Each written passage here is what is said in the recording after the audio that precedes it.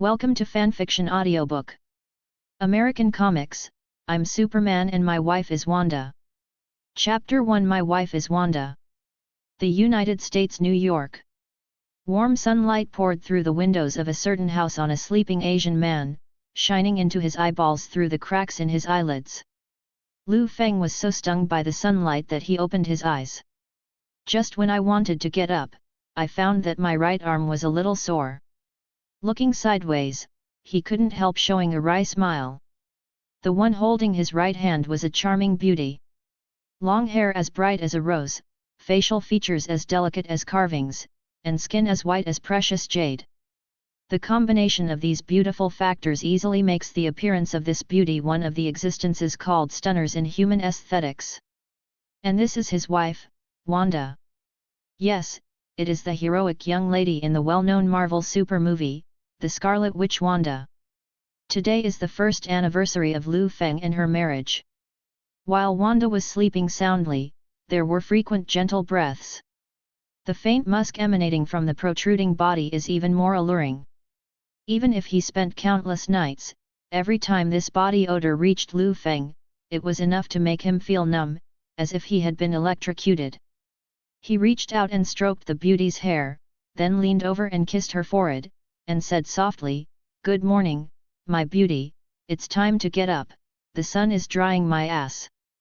Woo! Feeling Liu Feng's kiss, Wanda didn't seem to want to get up at all. Such a coquettish red-haired beauty, like a naughty little lazy cat, twisted her curvaceous body in resistance, making it more sexy and cute. Liu Feng showed a gentle wry smile, got up and went to wash up. In the past 3 years, Liu Feng has gotten used to life in this world, and he seems to have forgotten that Wanda is a fictional character in the movie. At least the two of them are real every night, and Wanda's various are so good, they can play new tricks every time. Liu Feng has not received any news about other superheroes in the Marvel Universe. He himself is also closely observing the information about Stark Industries and Hammer on the news.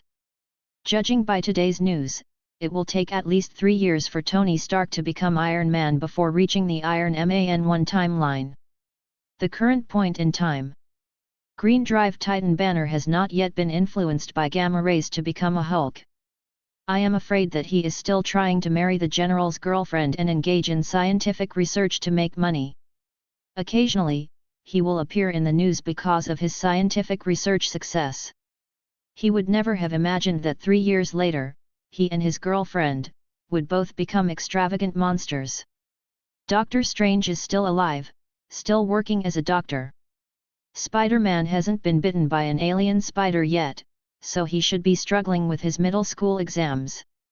The Captain of the United States and the Winter Soldier are two good friends who are still frozen under the deep sea.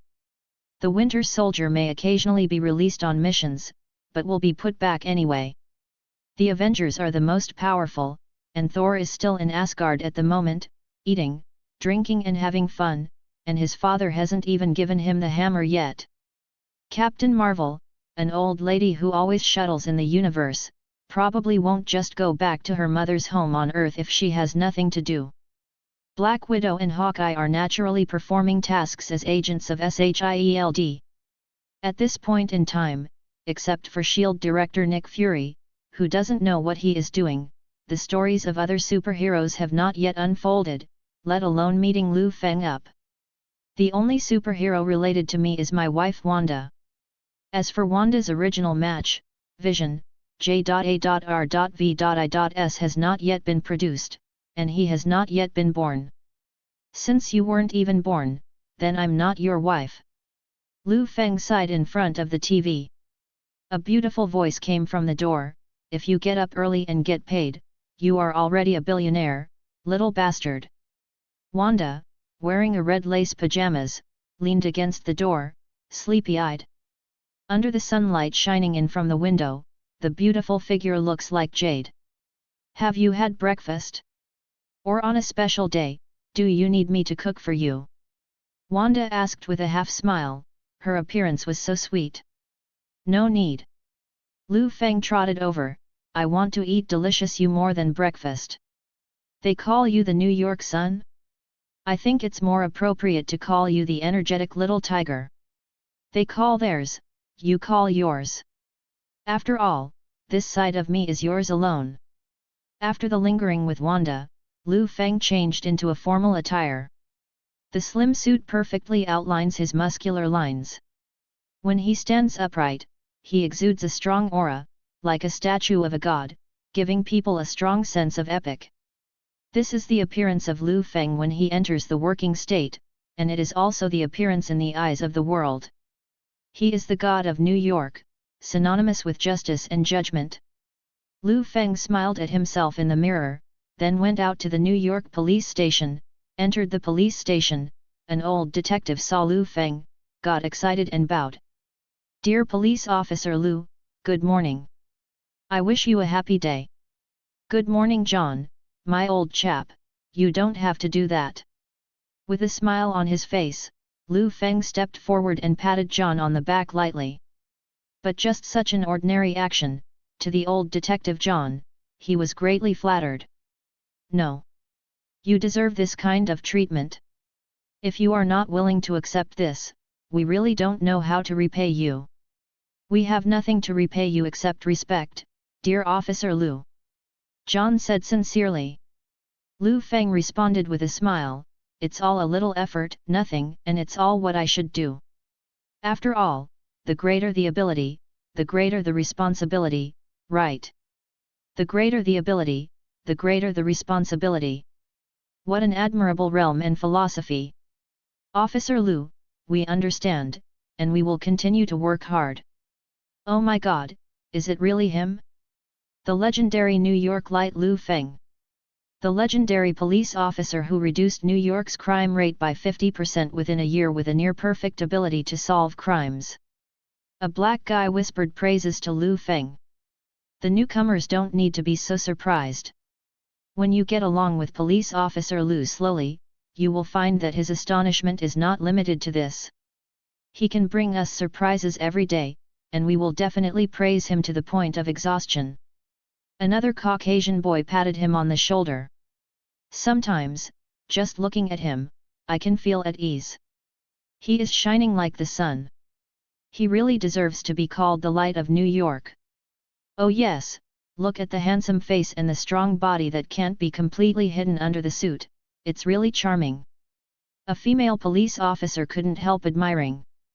"Officer Liu Feng's father is Chinese, right? If I remember correctly. No wonder there is a trace of Oriental temperament in the expression that the United States people will never have. Is the temperament of all Chinese men so admirable? Do you also want to try Officer Liu's Chinese Kung Fu?" On the bed. Chapter 2: The Lights of New York. Superman Liu Feng. Liu Feng has a very strong hearing ability. These whispered compliments seem to be spoken in his own ears, and he can hear such compliments almost every day. Liu Feng entered the office. Police Chief Jack, who was reprimanding the new police officer with a serious face, immediately smiled when he saw Liu Feng coming. "Oh, look who this is, my dear old buddy Liu Feng, our hero, the light of hope in New York." The police officers didn't know who the visitor was, so the director's face changed as quickly as a Sichuan opera from Eastern Huaxia. But as soon as he heard the name of the visitor, Liu Feng, he immediately understood. In the entire police department, no, in the entire New York City, who hasn't heard of this Superman-like existence? After all, the title of Light of New York is not something that can be bestowed on any cat or dog.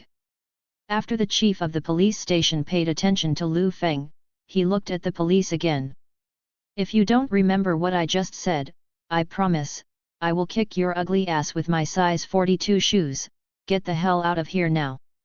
"Yes, Director." After the police officers left, Liu Feng sat on a chair.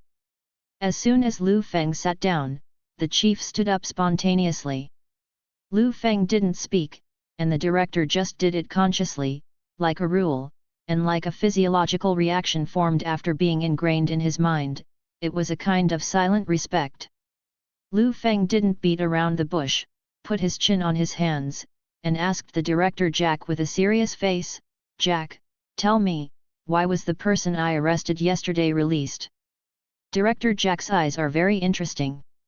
First he panicked, then he tried to dodge, and finally he expressed helplessness. And none of these subtle movements could escape Liu Feng's sharp eyes. Liu Feng, I know you will be upset if you do this, but I can't help it, because it's not my decision. Who is that? Liu Feng lowered his voice. This is an order from above, and I have to follow it. An order from above? What kind of bullshit did you issue? I don't care what idiot's order from above is. That woman killed someone in front of me and was arrested by me personally. I will never allow anyone to let her go without permission. Are you listening? Anyone? Otherwise, I will settle accounts with you. No matter where you escape, I will find you. Believe me, I will definitely. Liu Feng had a tough attitude, and his powerful aura directly suppressed Chief Jack, who was still reprimanding the police just now, so he dared not say a word. Well, I respect you, and I promise you, I will settle this matter, and everything is up to you. Jack replied with a sigh. Very well, this is my old buddy. Liu Feng left his office. As a result, the moment Liu Feng stepped out with his front foot, Jack, the submissive director in front of Liu Feng, suddenly became dark. He reached into his pocket and took out his mobile phone, and dialed a number.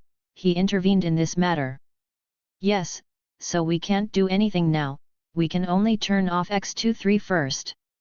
Liu Feng returned to his office, and as soon as he sat down, a translucent text box suddenly appeared in his mind. Today's lottery chance has not been used. Do you want to start the lottery? Super lottery system. This is the gold finger that Liu Feng got after traveling to this world. There are lottery draws every day, and the prizes range from real objects to abilities. Liu Feng's success in this world is due to the Superman blood he drew a year ago. Yes, that's right, everyone is familiar with it, the speed of light flight, hand-pulled trains, hard-resistant bullets, DC's strongest superhero Superman who won't die even if thrown into the sun. The potential of Superman's physique is endless, like a gold mine that will never be exhausted. As long as you are willing to dig, you will always be able to harvest, and the value is definitely high. And the Superman ability drawn by Liu Feng seems to be stronger than the performance in the comics of the Silver Age, but because it has only been obtained for a year, Liu Feng has not yet been able to exert its full strength. As long as I slowly gain the power of Superman, no one in the entire Marvel universe can be my opponent. But drawing this physique seems to have used up Liu Feng's luck for a whole year, causing him to draw some irrelevant, even weird things every day. For example, Green Titan's pants, Thor's wine jug and so on. Today Liu Feng routinely drew a lottery, as expected. What is Black Widow's bath water? Boy, what's the use of this thing? Do you want to drink it? Liu Feng has become numb to this, and learning how to use Superman's strength is the most important thing. After finishing the lottery drawing, Liu Feng looked at the information in front of him on the table. On it was a woman with short brown hair, Laura Kinney, 21 years old, adult. Liu Feng narrowed his eyes, repeated the name constantly, and raised the corners of his mouth after saying it. If it were someone else, it would be easy to ignore you, right? At first glance, this name is indeed no problem, just like an ordinary woman.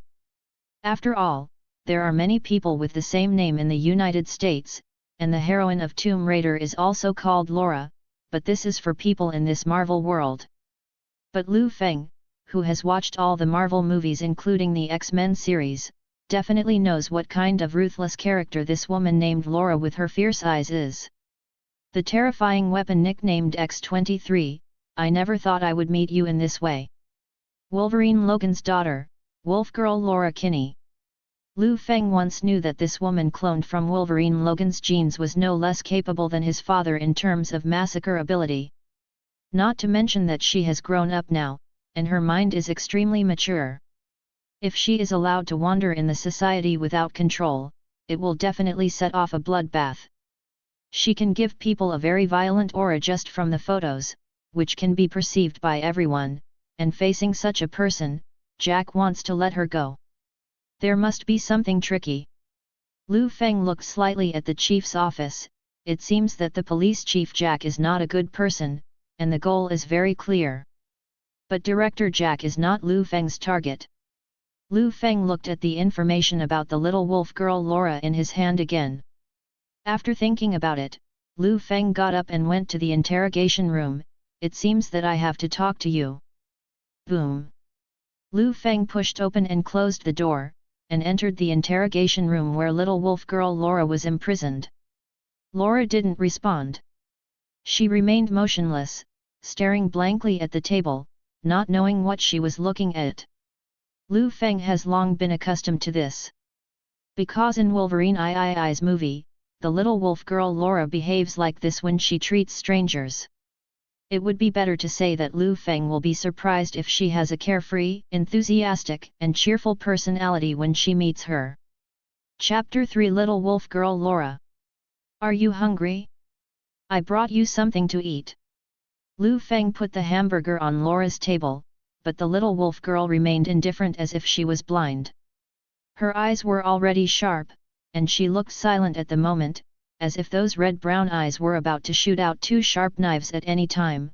Just sitting down was terrifying. But this kind of eyesight is not born, but acquired by practice.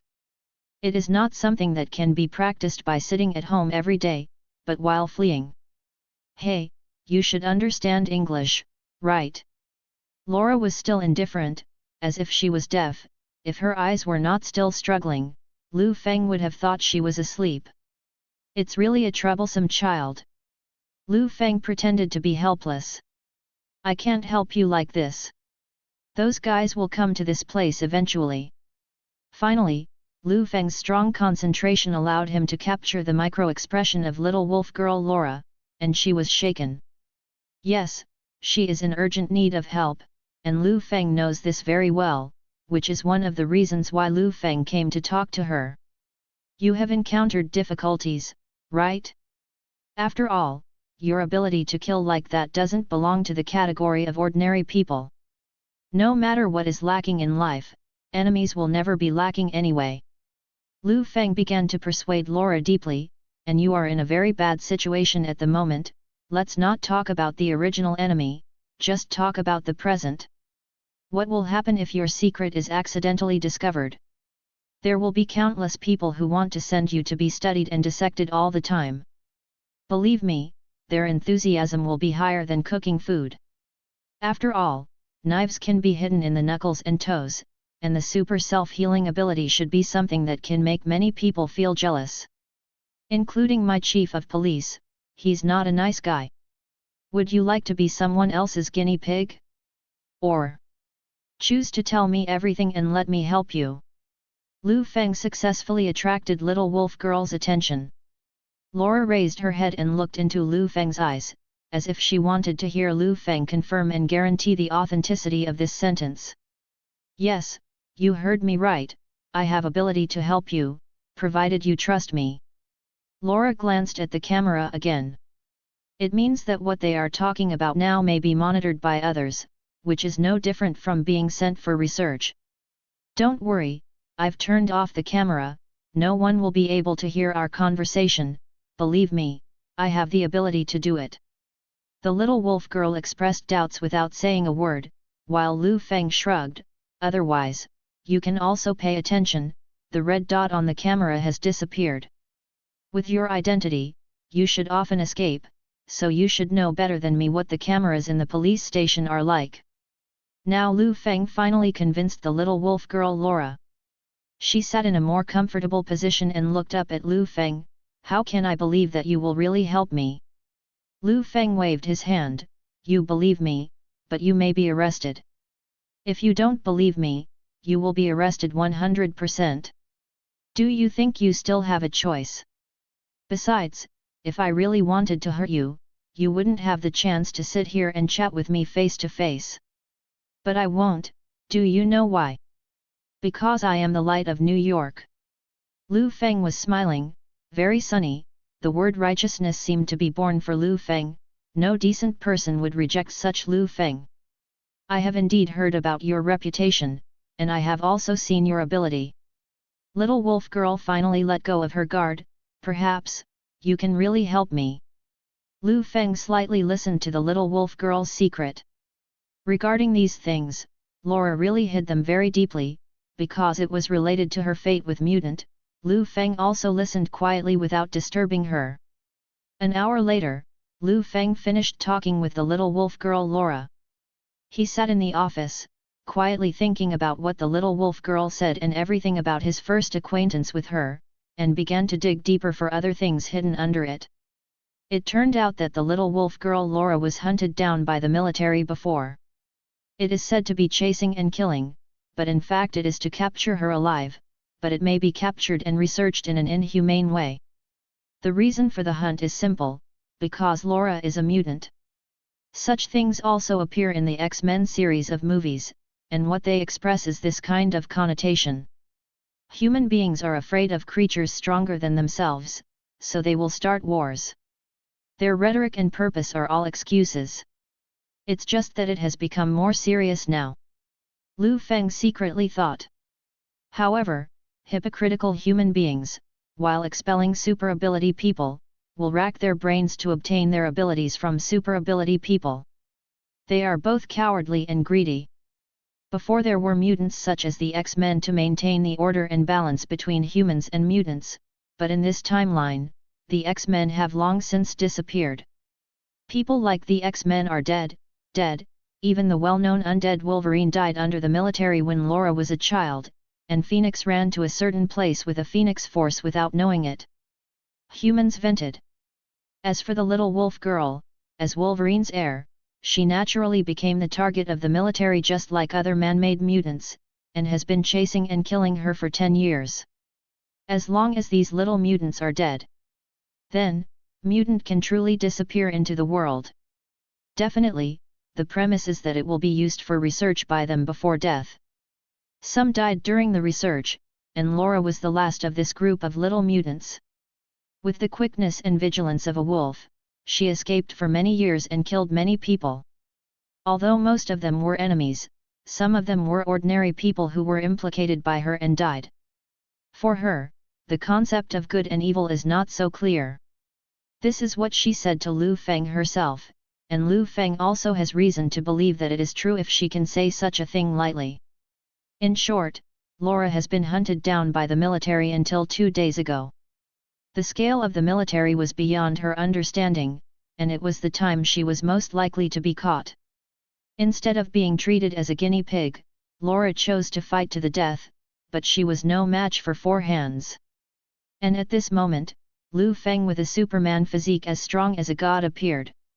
Liu Feng recognized little wolf girl's adamantium claws, and knowing her identity, faced her being hunted down by the military. He naturally stood by her side without any hesitation and rescued her.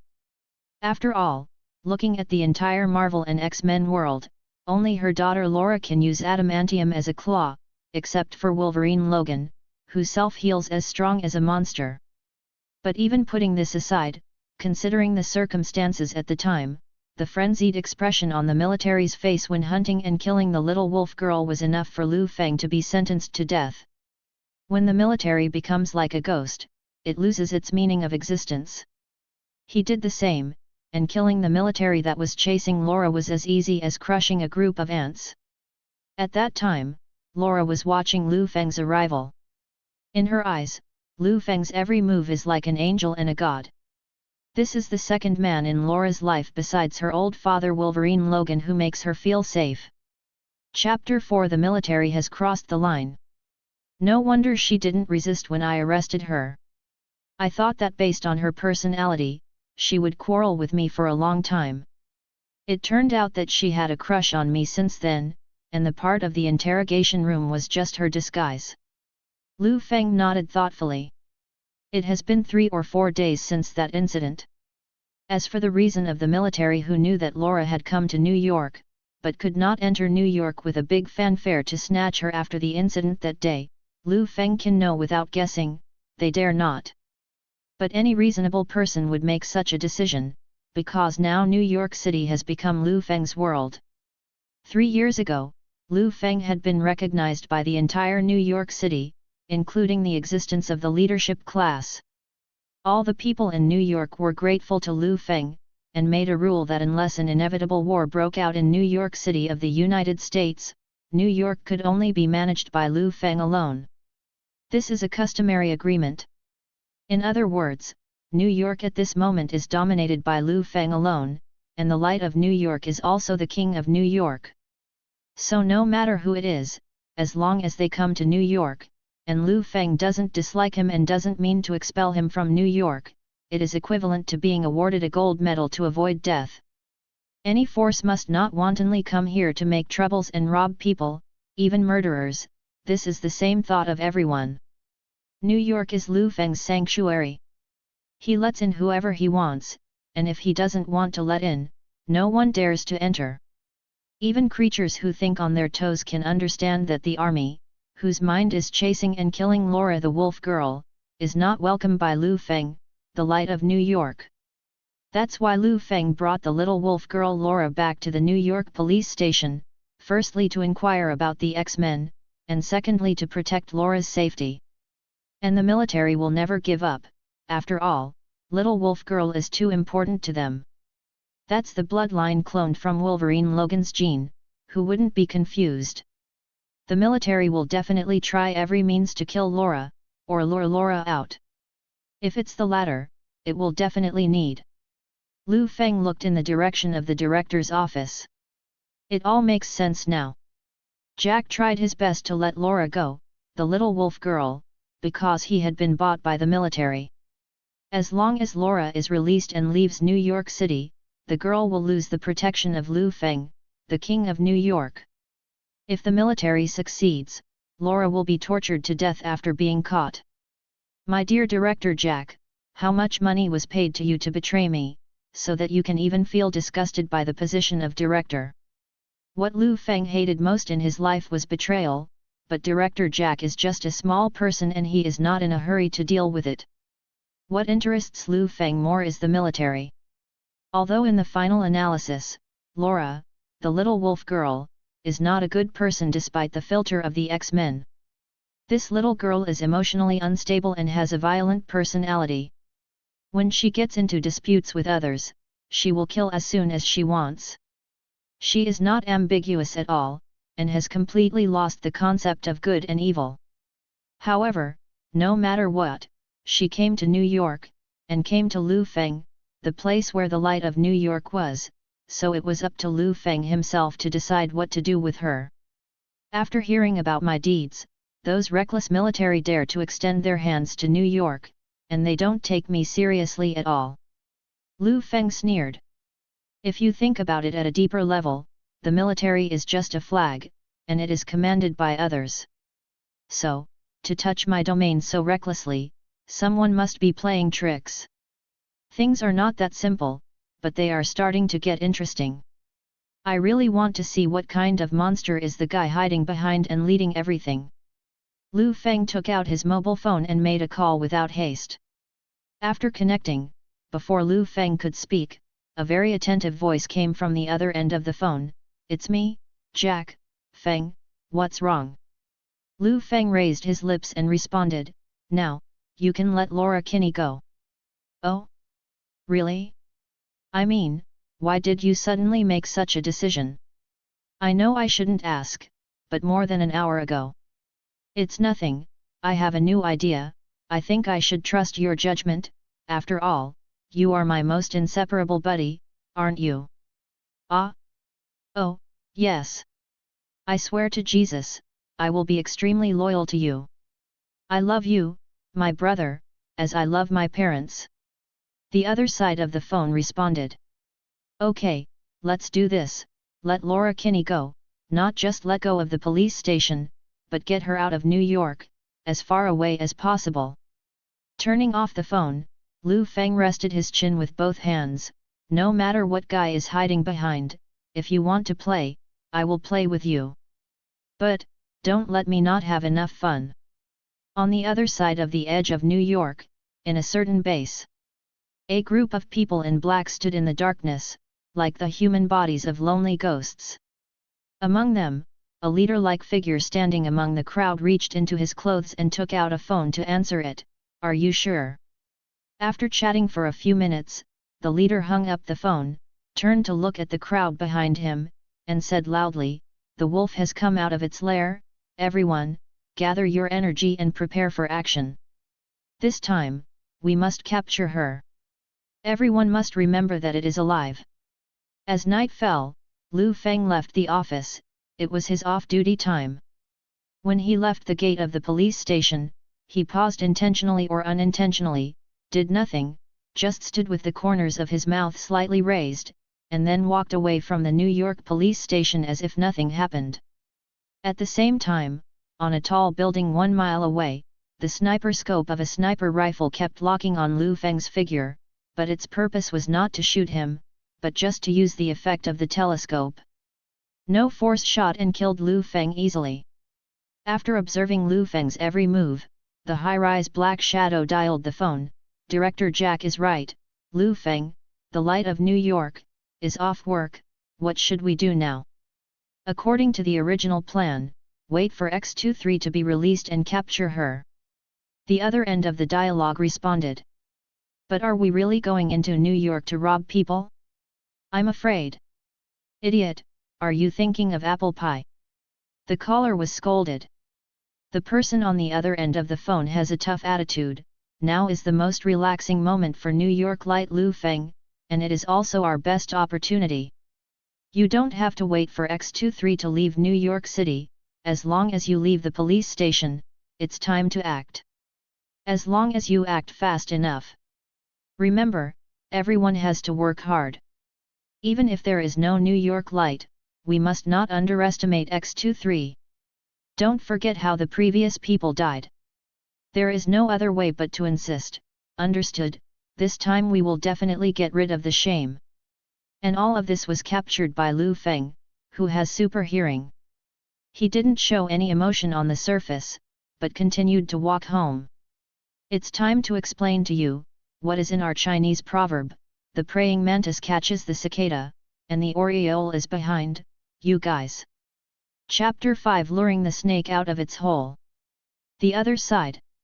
Laura, a wolf girl in a grey hoodie, stepped through the gates of the NYPD. Just an hour after she talked with Liu Feng, Laura got the message that she could leave. The others were at a loss as to why Liu Feng refused to let the little wolf girl show up an hour ago, and then let her go inexplicably an hour later. But Laura has already learned about Liu Feng's thoughts. All of this was within Liu Feng's plan. What Liu Feng expressed was simply to put a long line to catch a big fish, and Laura at this moment was the bait. Thinking of this, she murmured to herself, "It's dead anyway. I can only believe that that guy really has the ability to help me. Anyway, I am still experiencing the same escape as before. The worst situation is to be arrested and studied. It doesn't make much difference whether Liu Feng helps or not." As Liu Feng said, Laura had no choice. The man known as the Light of New York may really be the only one who can help her. Who else but him? Even the X-Men are gone. Is there anyone in this world who can save people like themselves? Are there any superheroes? If there is, it is Liu Feng. He may be New York's last hero. Laura walks under the night of New York in the United States. To her, high-rise buildings are no different from jungles, except that they are made of reinforced concrete, and humans are more greedy than beast, and no one is more greedy than Laura. Understand this. She put on her hood and lowered her head as she walked through the crowd, quietly scanning passers-by with her sharp eyes, ordinary people, otaku, office workers. This is not Laura's super ability, but a skill acquired in the day after tomorrow. She can know a person's occupation and personality by observing his appearance, especially those in the military. During the years of fleeing, Laura has known the behavior of the military that specializes in capturing the X-Men. Just by standing, just by passing a glance, Laura can detect the identity information of the other party, just like the ability like a scanner. In previous escapes, she had successfully escaped by relying on such skills.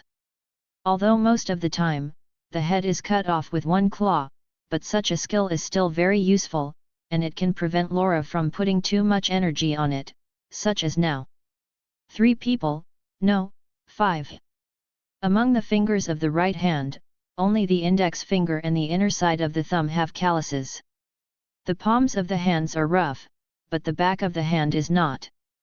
They can't help looking at me. Looking at the size, they are charging. Laura immediately got the information. On the other hand, the mercenary disguised as an ordinary person, X-23 is still under surveillance.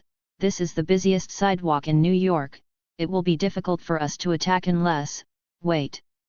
X-23 suddenly ran. She realized our existence already. The 5 soldiers received the order to pursue, and the 5 followed Laura one after another, but they felt more and more wrong during the pursuit. Because she didn't go to a crowded place, but chose a dark alley. This is simply not the best place for prey to choose, could it be? As soon as the military came to a conclusion, his abdomen was penetrated by 2 steel claws in an instant, and Laura immediately pulled it violently, and his stomach ruptured by itself. The other mercenaries realized all this and hurriedly drew their guns, but it was too late. Laura turned into the phantom of the night, spun around, and harvested ahead with the steel claws of both hands using extraordinary movements. In just an instant, 5 people fell into the pool of blood. Laura looked at the corpse and said coldly, "If you want to kill me, you have to show some skills." She turned around and was just about to leave here without looking back, but unexpectedly, there was a whoosh, a bird-like sound came, and the next moment, she was shot in the neck. Fack! Laura was not stupid, she knew there was a sniper without even thinking about it. And what the sniper shoots is not a bullet, but a sedative needle, but this is more terrifying than a bullet. Laura inherited the self-healing ability from her father Logan, able to heal the wounds caused by bullets. But sedatives won't work. Once this thing happens, her end will be slaughtered. Successful shot X-23, repeat, successful shot X-23. She has already produced antibodies in her body, and the dose of 1 injection is not enough. Take advantage of the victory and pursue the attack. Keep shooting. The Wolf Slaughter team blocked the exit. The commander is still giving orders, revealing a skilled business ability in his words. Just 1 shot of tranquilizer will make Laura lose half of her strength, which is already a fatal situation. Laura's consciousness has begun to blur, and she can only vaguely notice that outside, a group of mercenaries are waiting for her with guns, like a tiger with its mouth open, and she is a fat lamb. But Laura is not the kind of person who will bow her head like fate. As long as there is even a glimmer of hope, she will never give up. She pulled out the sedative needle from her neck and yelled, "You bastards! I'm going to drag you to death!" Whoosh! It was another sedative shot, but this time, Laura, who had been prepared for a long time, managed to dodge with the sharpness of a wolf. Then, she opened her hands suddenly, and in her mind was the most classic signature move of Wolverine's father. She opened her forearms vertically to both sides, and adamantium claws appeared with a slap, entering the fighting state. Then he rushed to the mercenaries outside. "Put on real bullets and shoot. Quick!" The first person locked by Laura asked his partner to shoot in panic, and the gunfire rushed out of the gun like a ghost, with the purpose of devouring Laura, but at how can the speed of Laura of the moment fall into the category of ordinary people? 2 meters away, Laura was still in danger. By the time Laura was within 7 steps, the blade of the guillotine had been polished to a shiny finish for them. Fack! Hurry up! Puff! The main artery on the neck was cut off directly, and the huge amount of blood donation was like a fountain, dyeing the red moonlight and Laura's face. The military in the mere human domain can't capture Laura's figure at all. At this moment, she is a god of death. The battle broke out, attracting countless people to watch, and the news was overwhelming. It's just that this group of people was well disguised, and the United States people didn't know their identities at all. On Laura's side, because only her claws are injected with adamantium, Laura's agility is faster than her father Wolverine Logan. She turned into a wolf that can only hunt, and used blood donations to nourish her adamantium claws. However, it is precisely because of the adamantium in her body that she has a fatal weakness, that is, she cannot be as indestructible as Wolverine. Wolverine's adamantium covers the whole body, bullets can't penetrate, but Laura can't. The military knows this well. So, seeing her go crazy, he had no choice but to put on real bullets to disable her on the premise of saving his life. The rate of fire of real ammunition is faster than that of the tranquilizer needle. As long as the barrage is large enough, no matter how fast Laura is, she will never be able to avoid such an attack. Chapter 6 Terrorist Marksmanship, Massacre. Countless gunshots rang out, bullets rained down, and Laura's right arm was pierced just like that. Although it can still self-healing, it will lose control in a short time. The military saw that it was useful, but another series of bullets pierced Laura's left arm. Now, Laura, who can no longer fight with her left and right hands, is reduced to a useless person in the eyes of the military. Quick! Someone go up and maim him with an electric shock baton. One of the mercenaries approached Laura tremblingly. Suddenly, Laura hits a high kick. Pfft! The adamantium claw growing from the toe pierced a mercenary's neck.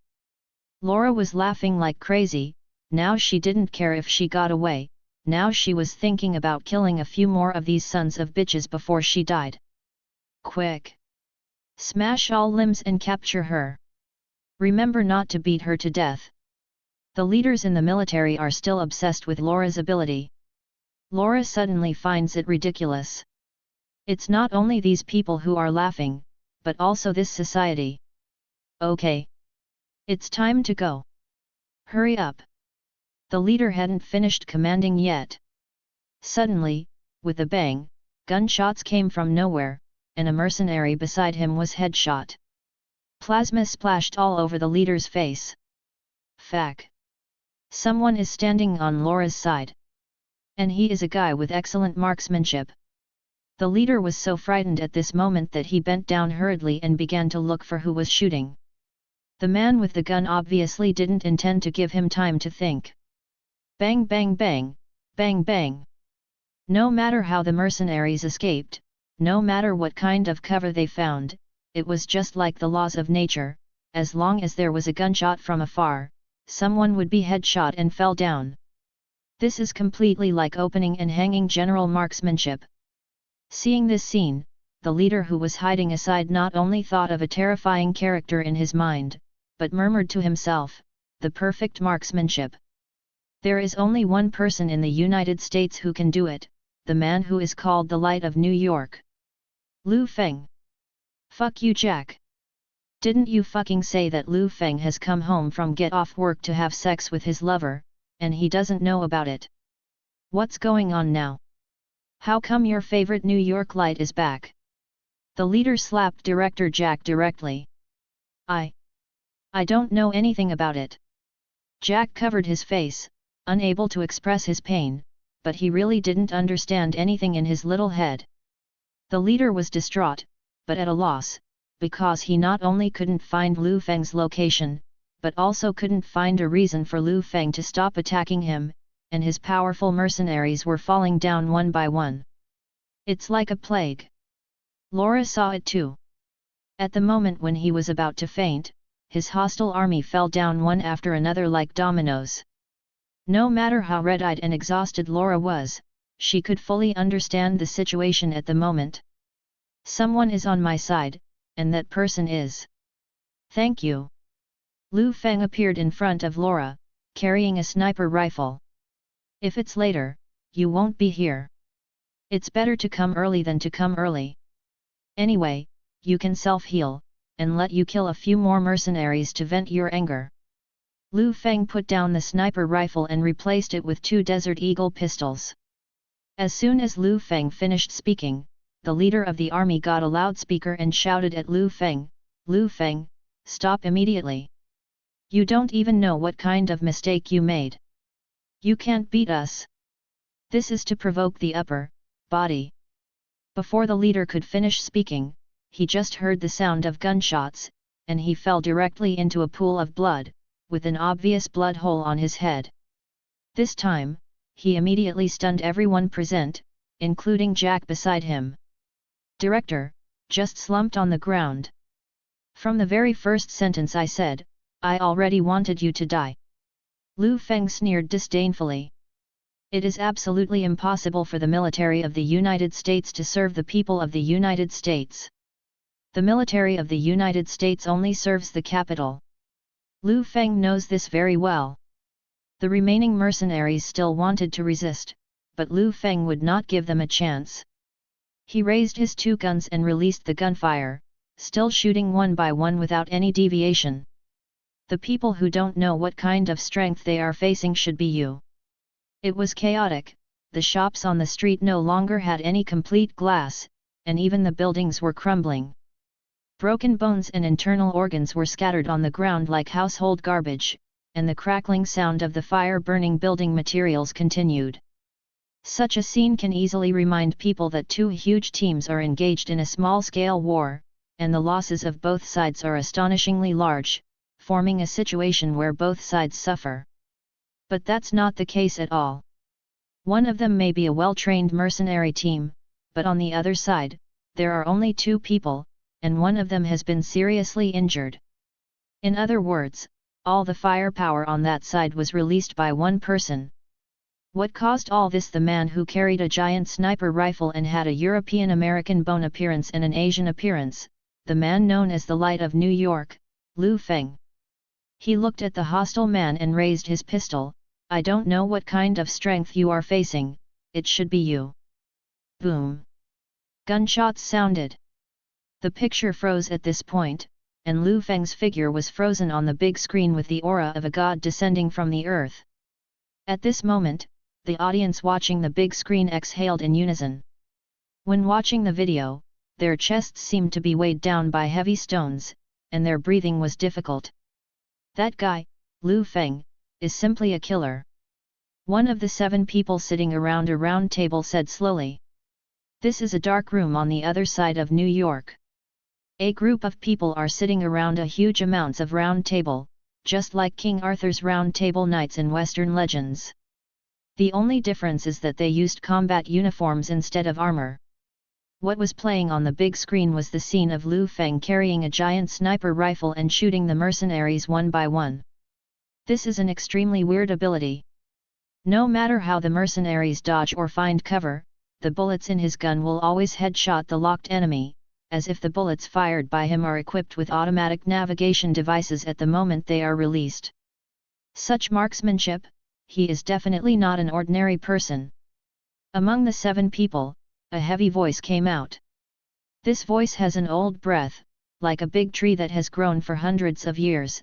The upper part is crumbling, as if it is about to fall, but the roots of the lower part are firmly grasping the soil under the ground.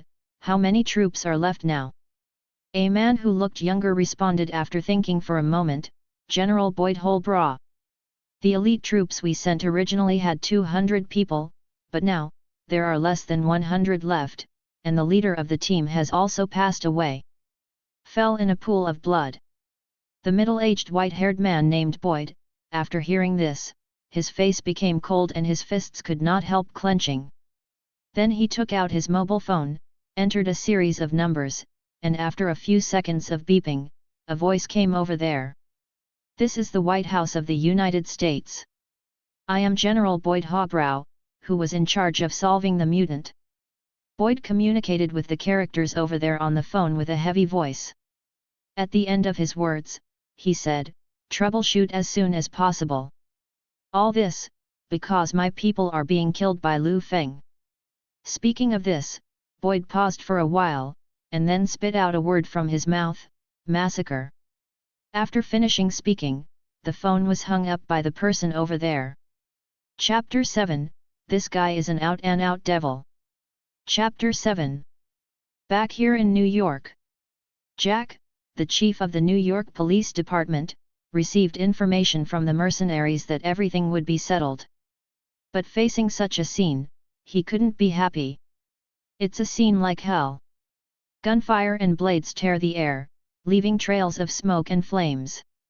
As soon as the blood splashed out, it was shocked back by the impact of the bullet from the other side again. The blood stained the ground, like a massacre in a zombie game. Jack hadn't even recovered from the scene in front of him. After all, before Liu Feng in his eyes was still kept in the dark. Unexpectedly, Liu Feng knew everything. He is someone who has seen Liu Feng's capabilities. Now, I really provoked the devil. That guy is a killer. As long as the headshot is enough to kill with one hit. Liu Feng, who thought the sniper rifle was loaded too slowly, muttered to himself, and then continued to slaughter with double guns firing continuously. The enemy had seen Liu Feng's marksmanship before, and the shot was absolutely perfect, so they had to find a way to use tactics to circumvent it, but they were still indifferent. Because no matter how they dodge, every bullet Liu Feng shoots will accurately penetrate the heads of the people around him.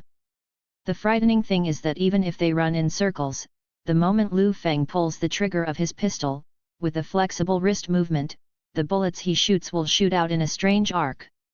Yes. That's right, it's a bullet that can bend. Jesus! How is this possible? What kind of monster are we fighting against? Didn't the leader give an order? Wouldn't there be rescue? Why hasn't the rescue arrived yet? If people don't come, our elite troops will be wiped out. The mercenaries were not idiots who wouldn't fight back when they were beaten. The bullets in their hands also tried to pour towards Liu Feng. However, Liu Feng, a man like a monster, is not only superb in marksmanship, but also extremely flexible in body skills. All the bullets shot at him, either dodging their heads or turning around and squatting down. Even when he was motionless, the bullets shot at him passed by him as if they were destined to miss. Just by Liu Feng's glance, you can tell. When Liu Feng was dodging the attack, the bullets in his own guns were not idle. On the way of dodging, he could always grasp the timing of pulling the trigger of the pistol. He moved flexibly and shot accurately at the same time. Like a firestorm on the battlefield. This series of performances can no longer be described as proficient. Even the little wolf girl Laura, who was in the same camp as Liu Feng, was shocked. How did you do it?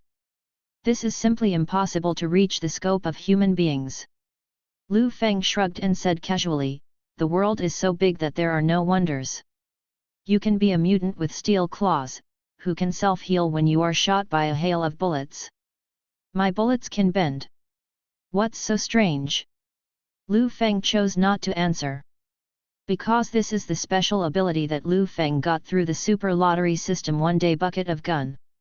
There are 4 known types, including quick gun fighting, gunfighting alpha, gunfighting beta, and gunfighting gamma. Quick gun fighting, characterized by speed, with a quick draw of the gun. The high-speed shooting strikes and suppresses the enemy first, and at the same time, the master will rush to the enemy at high speed with the help of firepower, and start a mixed battle of half shooting and half fighting with the enemy. Gunfighting art alpha. Its characteristic is fire suppression. Use your own judgment to judge the enemy's movement, and then use your own steps and positions to avoid the enemy's attack, and use the gun in your hand to effectively shoot and attack the enemy all possible directions of action. At the same time, on the premise of ensuring these as much as possible, according to the prejudgment, carry out preemptive strikes against the enemies who are about to attack themselves. The gunfighting technique beta. Its characteristic is strange. Its users are good at melee combat, integrate the use of firearms into the fighting, and suddenly fire a cold gun when the enemy is unexpected. One of the masters is also good at concealing guns, and the guns he uses are hidden on his body. No one knows where his guns are hidden when he is not shooting.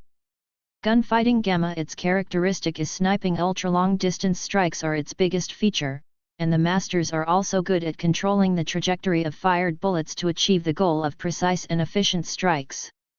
And Liu Feng himself showed it clearly. He knows all the above 4 gun-fighting techniques. That's why Liu Feng didn't show his Superman physique in front of the world, but he can enjoy the great appreciation of his New York lights. Only relying on the gun-fighting technique, without anything else, you can become a god of death. By the way, when talking to little wolf girl, none of the bullets fired by the mercenaries with their backs to Liu Feng touched even a single inch of Liu Feng's clothes or hair. He dodged the bullets as easily as if he was drinking water. Or the kind that drinks a few liters in one go without panting. Okay, now it's my turn again. Liu Feng turned around and re-entered the combat mode. Every bullet fired by the pistol would not be wasted. When the bullets ran out, he casually took out the magazine from the bag prepared in advance and replaced it. Only at this time, the mercenaries can breathe a little bit, and they don't have to die continuously, but it's only temporary, because after the magazine is changed, Liu Feng will turn into a killing god again. After killing more than 40 people in a row, the phone in Liu Feng's pocket rang. But he didn't seem to hear it, and the movements of his hands didn't stop at all. Just like a child who has lost himself in playing games, no external factors can stop his playing time. He's ignoring the phone call. He's crazy right now. This guy is an out-and-out devil. The soldier over there constantly shouted these desperate words. As for Liu Feng, he didn't pay attention to these people, and the gun in his hand never stopped. Just like that, she shot and killed 10 people again.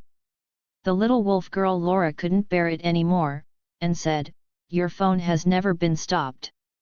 If you don't answer it, you will lose it." "I am annoyed by the ringing."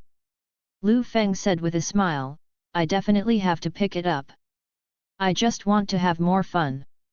After all, it's been a long time since I played so heartily.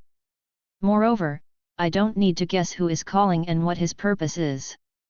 Liu Feng's words are not groundless, because his mobile phone is specially made. He can call anyone he wants, but he won't be called by anyone, except for 2 designated people, one who always ruins his playtime. The other is his wife Wanda.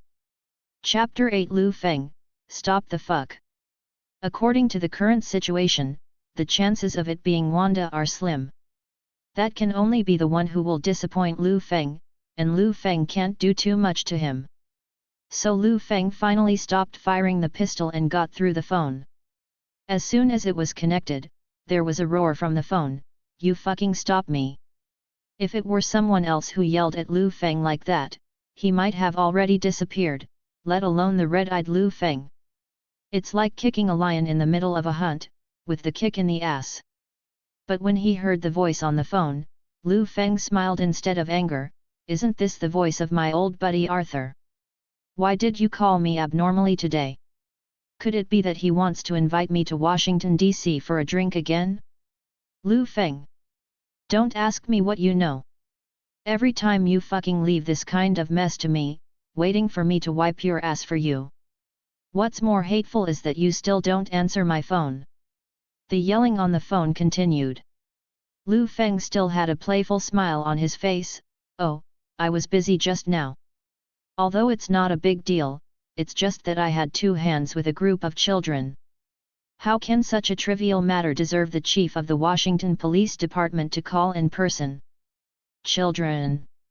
That's from the military. You wiped out their 200th elite troops by yourself. It's no wonder they don't settle accounts with me. But you're still glib. Are you my boss? If they don't look for you, who will they look for?"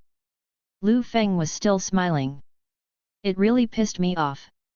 The other party's anger was like a girlfriend acting like a baby to Liu Feng's ears. After all, this is not the first time Liu Feng has done this. What he has done, I am afraid the fingers of both hands cannot count. The man who called was Liu Feng's boss, Arthur. He is also the chief of the Washington Police Department. Apart from his status as a subordinate, he and Liu Feng also have a very good relationship with each other in private. That's why Arthur couldn't scold Liu Feng like an ordinary subordinate.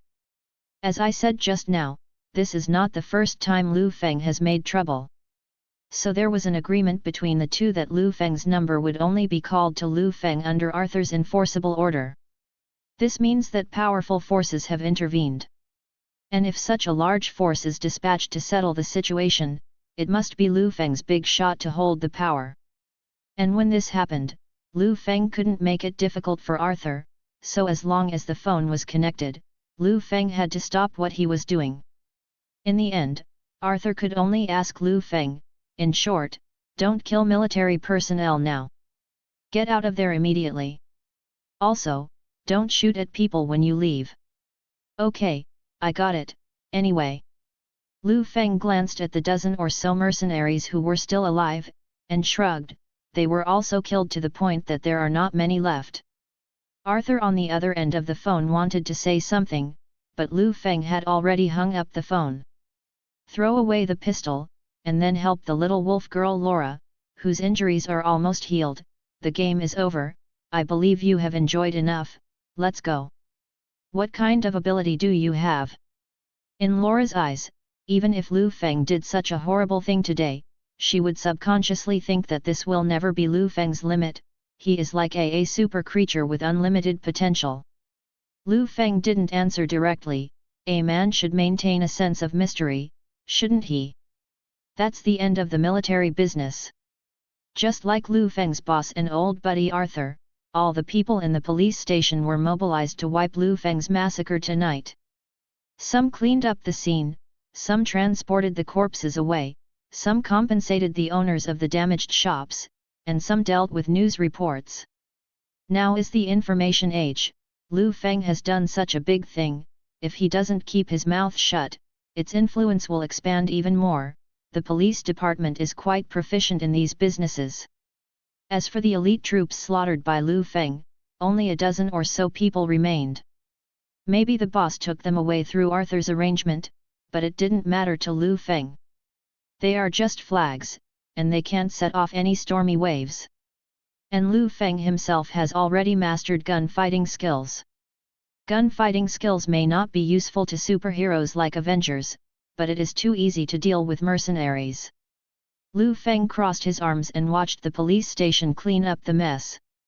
The cell phone in his pocket rang suddenly, and it was still Liu Feng's cell phone that only the two designated people could call. Arthur has called just now, so this time, even elementary school students can figure out the problem of subtracting 1 from 2, it's his wife Wanda's phone number. As the saying goes, what is your attitude when you meet someone? Liu Feng saw that it was his wife's number, and before he answered the phone, he had already squeezed out a smile. Hi, my beauty. After answering the phone, his tone became extremely gentle, as if every word in every sentence was carefully selected. Yes, there is a small incident at the police station, and I may not be able to go back until later. Yeah, I'm also very irritable. I'm sorry I can't be with you, dear. By the way, have you had dinner? How about I bring something back to eat later? Okay, I love you too, Mua. Liu Feng looked like a nympho girl when talking to Wanda. The little wolf girl Laura, who was watching all this, couldn't believe her eyes. Liu Feng, who was still treating the military like an ant and taking lives like nothing just now, is actually more tired than the apple pie he ate a few days ago. This is not a little bit of contrast. Regarding this, she couldn't help complaining, you have Chinese blood, so you can change your face in Sichuan opera, right? Liu Feng couldn't laugh or cry, and said, although I don't know where you learned about Chinese culture, I always feel that you are hurting me. Don't doubt it, I'm just hurting you. Laura said bluntly. You don't understand. Be fierce to your enemies and loving to your wives. This is a fine tradition in China. Liu Feng looked a little proud. You, a kid who has never been in a relationship, must not be able to understand this. How about I introduce you to someone in the police station? In the New York Police Department, there are no strong men who can completely control you, but there are a lot of young men. Are you interested? Liu Feng asked jokingly, and the little wolf girl responded with a blank stare. The little wolf girl said so. Liu Feng also lost the fun and stopped teasing her. The two returned to Liu Feng's office together, and then 2 police officers escorted Jack, the NYPD chief, into the room. It is somewhat ironic that the chief of the police station, who at least had superficial power in the police station in the past, is now being detained by a police officer who is not sure how many levels lower. Not to mention that he betrayed Liu Feng, now he really has no face. If it wasn't for the shackles that locked his hands, Jack would have dug a hole with his bare hands, stuffed himself in and buried him. Chapter 9 Go to Jail, Little Wolf Girl. Liu Feng looked at him, unexpectedly not angry. Maybe it was just after chatting with his wife, he was in a happy mood, and Director Jack's betrayal was seen through by Liu Feng from the very beginning. Therefore, Liu Feng just looked at Jack meaningfully, and asked gently, "Then, my dear New York Commissioner, what happened to make you, who has always been jealous and unselfish in front of me, betray the whole of New York?" Jack was silent for a while, and then slowly said, "I thought of a lot of excuses to excuse myself, but after seeing you, I couldn't say anything. I'll tell you the truth, there's no particular reason, it's just that, they're paying a lot of money that I won't be able to earn in my many years as police chief. So, yes, as you said, I betrayed New York. I have no complaints about how I should be punished, and I will let you deal with it." I don't know if it was an acting explosion, but Director Jack had a correct attitude. After speaking, he looked at Liu Feng with extremely sincere eyes, as if he wanted Liu Feng to see his repentance. It's a pity that Liu Feng doesn't like this. He doesn't care whether it's true or not, because he has his own rules for doing things. So Liu Feng said slowly, "Traitors will not be forgiven by others. You betrayed New York. Although you haven't killed anyone, you still have to suffer. So go retire to the Mississippi Delta, there's no one there who can pay you to betray New York a second time, and it's fine to stay." Okay. Jack was taken out. At the last moment, Jack still had this attitude, which at least proved that he didn't act. But as I said just now, Liu Feng doesn't care if he's acting or not. After solving Jack's business, it's Laura the little wolf girl. Liu Feng turned to look at her, and said, "You should also know your crime, right? Although you fled after being hunted down by the military, you have killed a lot of ordinary people along the way. There are too many people to count. You still have to accept the judgment of the law." Laura was the first to ask, "So I'm going to stay in prison first, right? I didn't expect you to have a decent attitude." "That's right, you have to go to prison to wait for the sentence. If I find out that you ran away after making a fuss, I will definitely catch you back with my own hands," Liu Feng said seriously. Little wolf girl Laura did not refute either. After all, where is staying for her? In the prison, at least someone will give him food, so he doesn't have to worry about not being able to see the sun tomorrow morning, or waking up to find that his body is full of scientific research pipelines. As long as there is this cheap-looking man who is called the Light of New York. The NYPD is probably the safest place in the world. As for the judgment or something, Laura, who has experienced the storm, will not have any fear. After the wolf girl left, Liu Feng's stomach suddenly gurgled. No matter how strong he was, he still needed to eat. Presumably he had been busy all day and didn't eat much. It seems that there is a new restaurant nearby, which is quite good. Just as he was about to go home, Liu Feng was going to a nearby restaurant to buy some pizzas for Wanda. In the evening, there were not many people in the pizzeria. Liu Feng went to the front desk to order 2 large portions of barbecue pizza, but when he spoke, the other party didn't respond. Liu Feng thought it was because the front desk's ears were not good, and repeated again, "Is it because my English is not up to standard? Dude, 2 large barbecue pizzas, put more cheese. You are."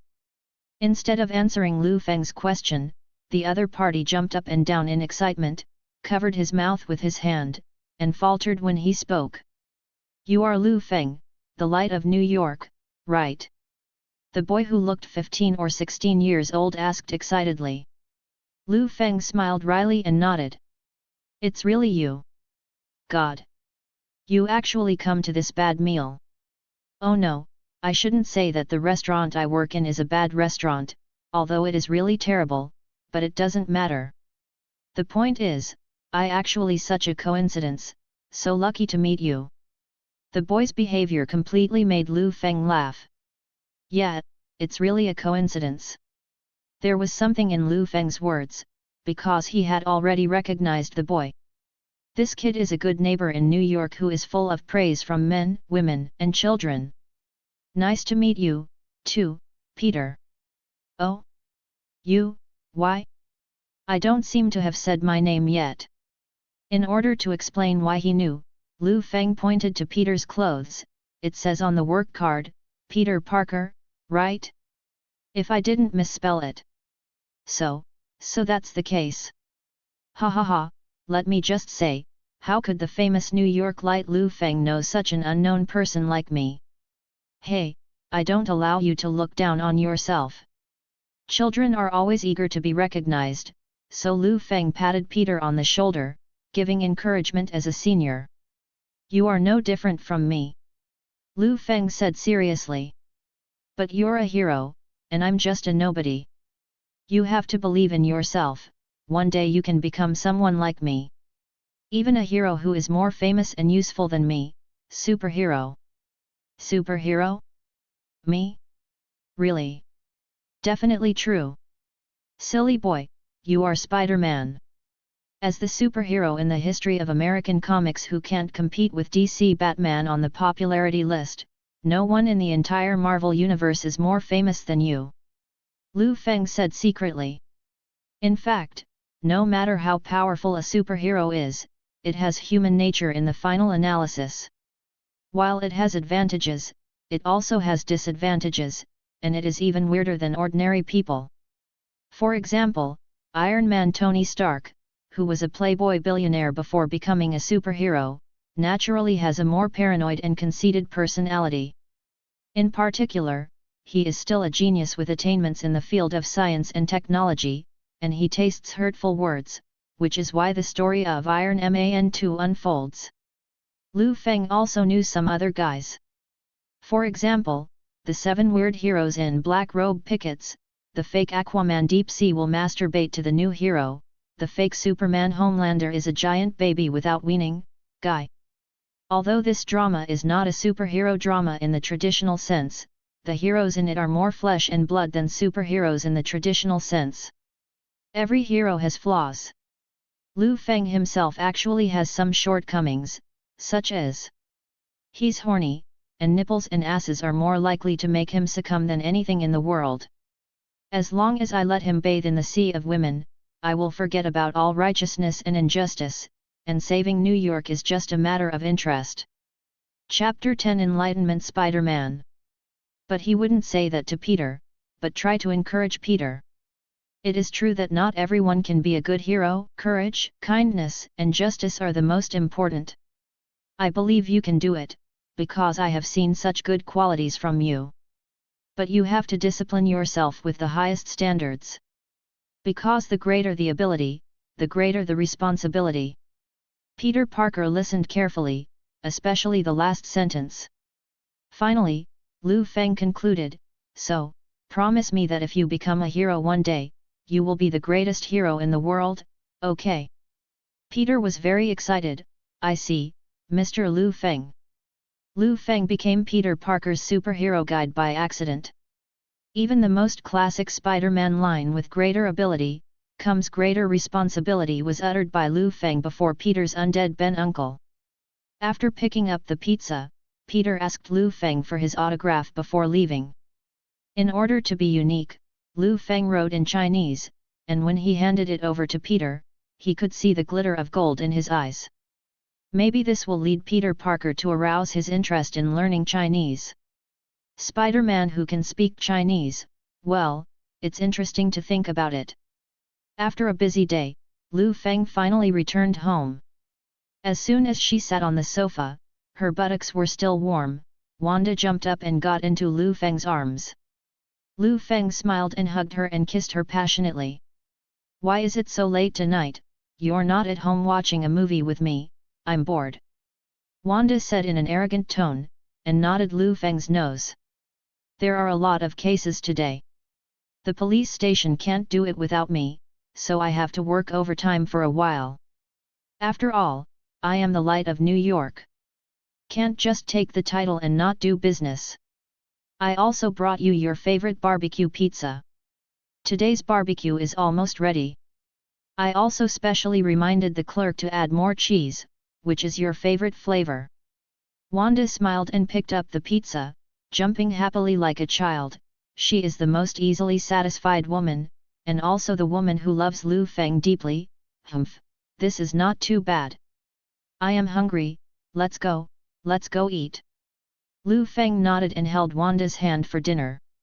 After eating, Liu Feng and Wanda went back to the sofa in front of the TV. Wanda was lying on Liu Feng's lap. The two watched the movie that Liu Feng owed Wanda. The two finished the movie in front of the TV. Wanda slowly said to Liu Feng, "By the way, honey, I'm going on a business trip tomorrow." Business trip? Which job? Art director. Yes, you always can't remember my job. Wanda pretended to be angry, and Liu Feng responded with a wry smile, "That's because you change jobs too often. If you do one job full-time and do it well, you might become a rich woman, and I'll be your little boy. I'm looking forward to this day." Slick tongue. Wanda said so, but her expression did not show any dissatisfaction. "This business trip, I will be away for more than half a month, and I will not see me for a while." Half a month? Such a long time. Liu Feng half closed his eyes. "Then I'm going to feed you tonight." The next day. In a military base far away from New York, there is still a dim room, and there are still 7 leaders sitting around a round table. Although there was no scene on the screen that resembled the arrival of the Lord of Hell, the heaviness on the faces of everyone present was no less than that of the previous incident. The reason is very simple.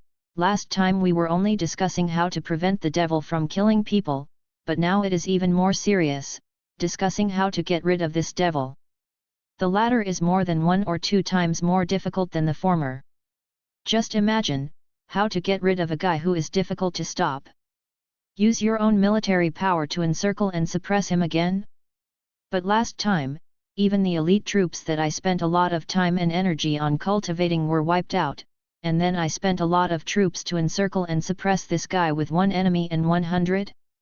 The battle damage is absolutely astonishing. So forget it. Definitely not. Liu Feng alone can make the entire military restless and fearful. Ignoring this matter, how can we inspire the army in the future? And what if Liu Feng, the light of New York, appears halfway through other military operations? This guy is a killer, this time it is a sniper rifle, next time I don't know what kind of gun it is. Seeing everyone meditating in distress, no one made a suggestion. It's not that there is no way to deal with it, but I'm just thinking about how to deal with it to minimize the cost. The white-haired General Boyd Holbrook, who was sitting at the head of the round table, tentatively broke the immersion. "So, have you guys figured out how to deal with it?" General Boyd's words were like a reminder, and anyone who couldn't answer them might be punished. Then Major Wilson, the second in command among the 7 members of the round table, said slowly, "Currently, there is no optimal solution. The ones that cost less will not work, and the ones that cost more will outweigh the gains. I can only say that Liu Feng, the light of New York, is too unfathomable." Boyd heard this and said, "How can it be unfathomable? Isn't he just proficient in some firearms? No matter how many firearms a person knows, and no matter how superb his killing skills are, he can't escape the category of human beings. Humans will have shortcomings. He showed his ability in firearms, but this guy's real strength must be more than that. This is what his eyes told me." The second in command slowly analyzed, "In the video last night, what I saw was a male lion molesting ants with its tail.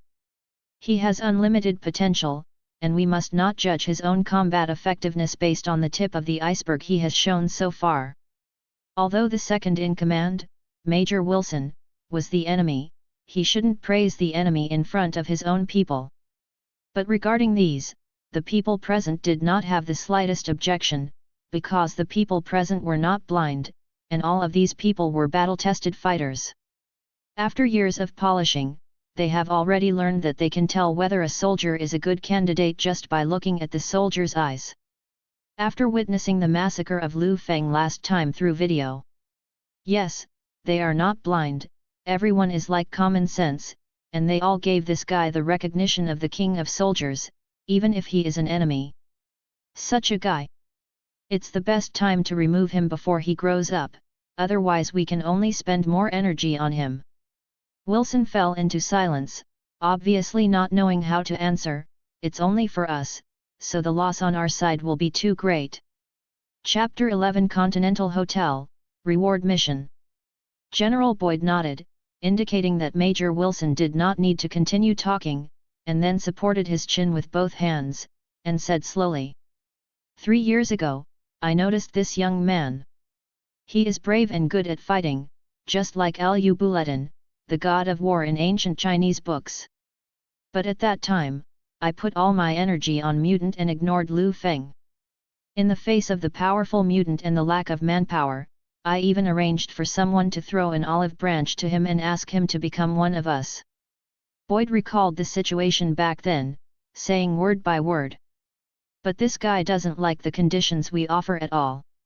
Whether it's a 4-digit number or a 5-digit number, Liu Feng's response will always be only one word, no. We should have sent someone to kill him in the first place. If we could really kill him, it should have been our best chance 3 years ago. General Boyd regretted. But back then, I spent too much time, money, and energy on mutant.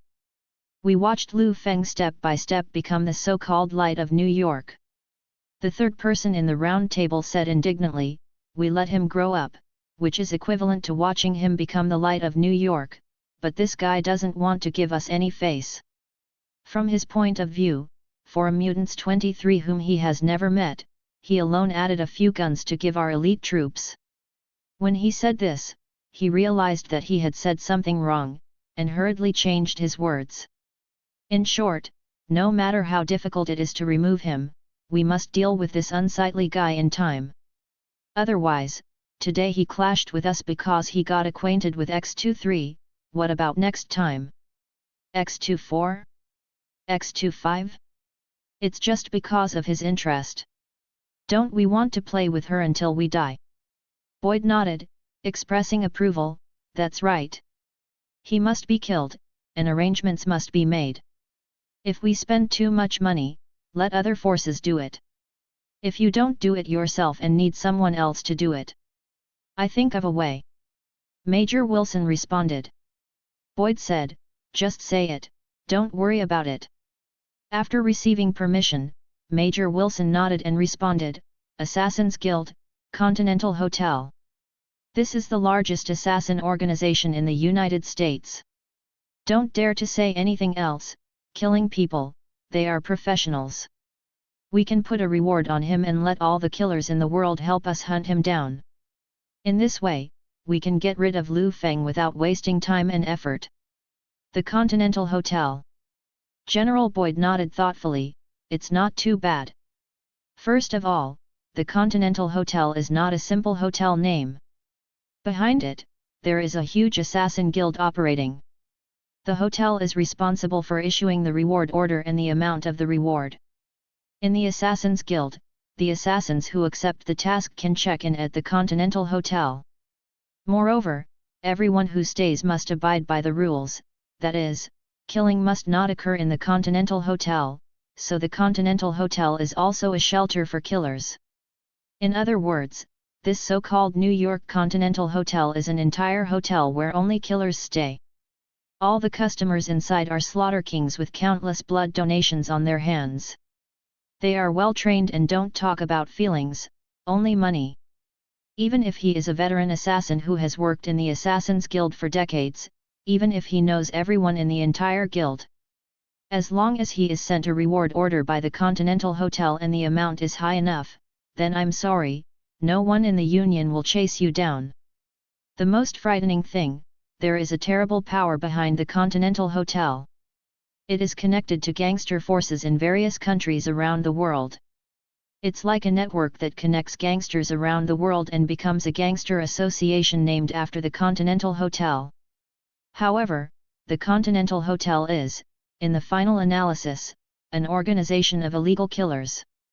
Their power is relative to ordinary people. In this Marvel world, there are countless powerful organizations. As long as the time passes a few years later, from the birth of Iron Man Tony Stark, this kind of killer organization is useless, even less useful than Captain America's rival HYDRA. Only now, the Continental Hotel is indeed the best choice for the military. Boyd immediately took the case and decided, okay, call the Continental Hotel to offer a reward. Wilson, you can arrange it, and the amount of the reward is $500,000. Understood, General. Major Wilson saluted General Boyd and stopped the job. After the meeting, Wilson made a phone call. Before Wilson could speak, the other end of the phone said, "This is the Continental Hotel." Major Wilson got straight to the point, "I am Major Wilson, and I belong to the Mutant Research Unit. Today, I need to outsource someone to the Continental Hotel. Please provide your identity information and the amount of the reward." Major Wilson told the other party verbatim what they had learned about Liu Feng after hearing the other party's words.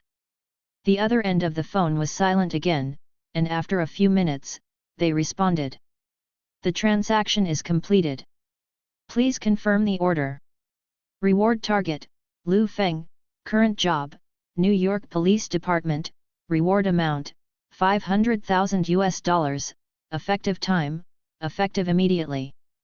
Confirmation is correct." After Major Wilson confirmed, before hanging up the phone, there was a last sentence, "The order is confirmed successfully, the bounty has started to be generated, and it will be released immediately.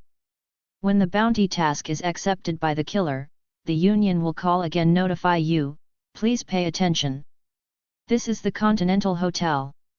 After receiving the order, a woman wearing a short white shirt, a black skirt, curly hair, glasses, and tattoos all over her body, including her fingers, ended the call.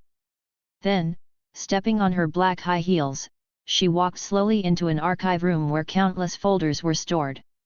He began to look for Liu Feng's archives from the file racks on the wall and in the rows of drawers with codes written on them. In the classification and screening, he was found in a short while. Opening Liu Feng's file, the records in the Continental Hotel were originally extremely detailed, so detailed that the target knew how many times he had been in love and what jobs he had done. But when it comes to Liu Feng, there are only a few pages in the file. Liu Feng, male, works in the police station, known as the Light of New York, a Chinese-American mixed race, and raised a pastoral dog. Even the bounty handler who wrote down the poor people who were rewarded with his hands in countless suns and moons, like a judge who decides life and death, couldn't help but be surprised. This mixed-race man named Liu Feng, how can he have so little background? But this is not what the handler cares about, all she has to do is put Liu Feng's name on the reward list. So, she skillfully turned on the computer, entered Liu Feng's identity information, and finally, pressed the Enter key. The computer instantly displayed, "The bounty has been issued and is being send successfully." Chapter 12, The Wanted Liu Feng. For a split second, it was like a sudden solar eclipse. In the last second, people in the United States were still doing their own things, playing, working, and lingering with their partners. But just the second after the reward was successfully released. Diddy, it seems that this text message rings all over the world at this moment. At least 1 out of 10 people in New York has received this message. They turned on their mobile phones at the same time, lowered their heads to check the information, and when they read the information, they all showed the same dignified expression as if they were carved out of a mold. Then I get back into life mode and get back into what I'm doing. A man in a black suit with a beard and a homeless hairstyle also received the message. He also agreed to show a dignified expression when reading the message. He looked at the man's message and read the last sentence, "Dog lovers." "John? What's wrong?"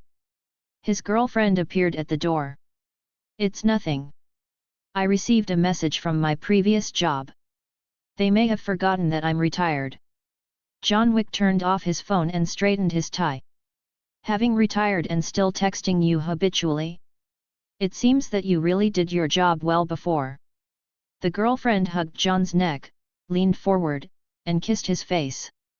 So, not very powerful. John Wick stroked his girlfriend's hair and replied casually, as if he was talking about a very ordinary thing. But how could his girlfriend know that the man in front of him who was all eyes on him was a man who was once a member of the Assassin's Guild, and he was frightened just by hearing his name? Daredevil John Wick, the targets he killed could form a small town. He is proficient in firearms, and can even turn everything around him into a weapon, as long as he has the idea of killing someone. The most terrifying record was killing 3 people with a pencil. If it's something you're not interested in, forget it. Hurry up, let's go. My friend Sarah's wedding is going to be late. The girlfriend took John Wick's hand and left the house. The bounty has been released successfully, because the amount of the bounty is not too high.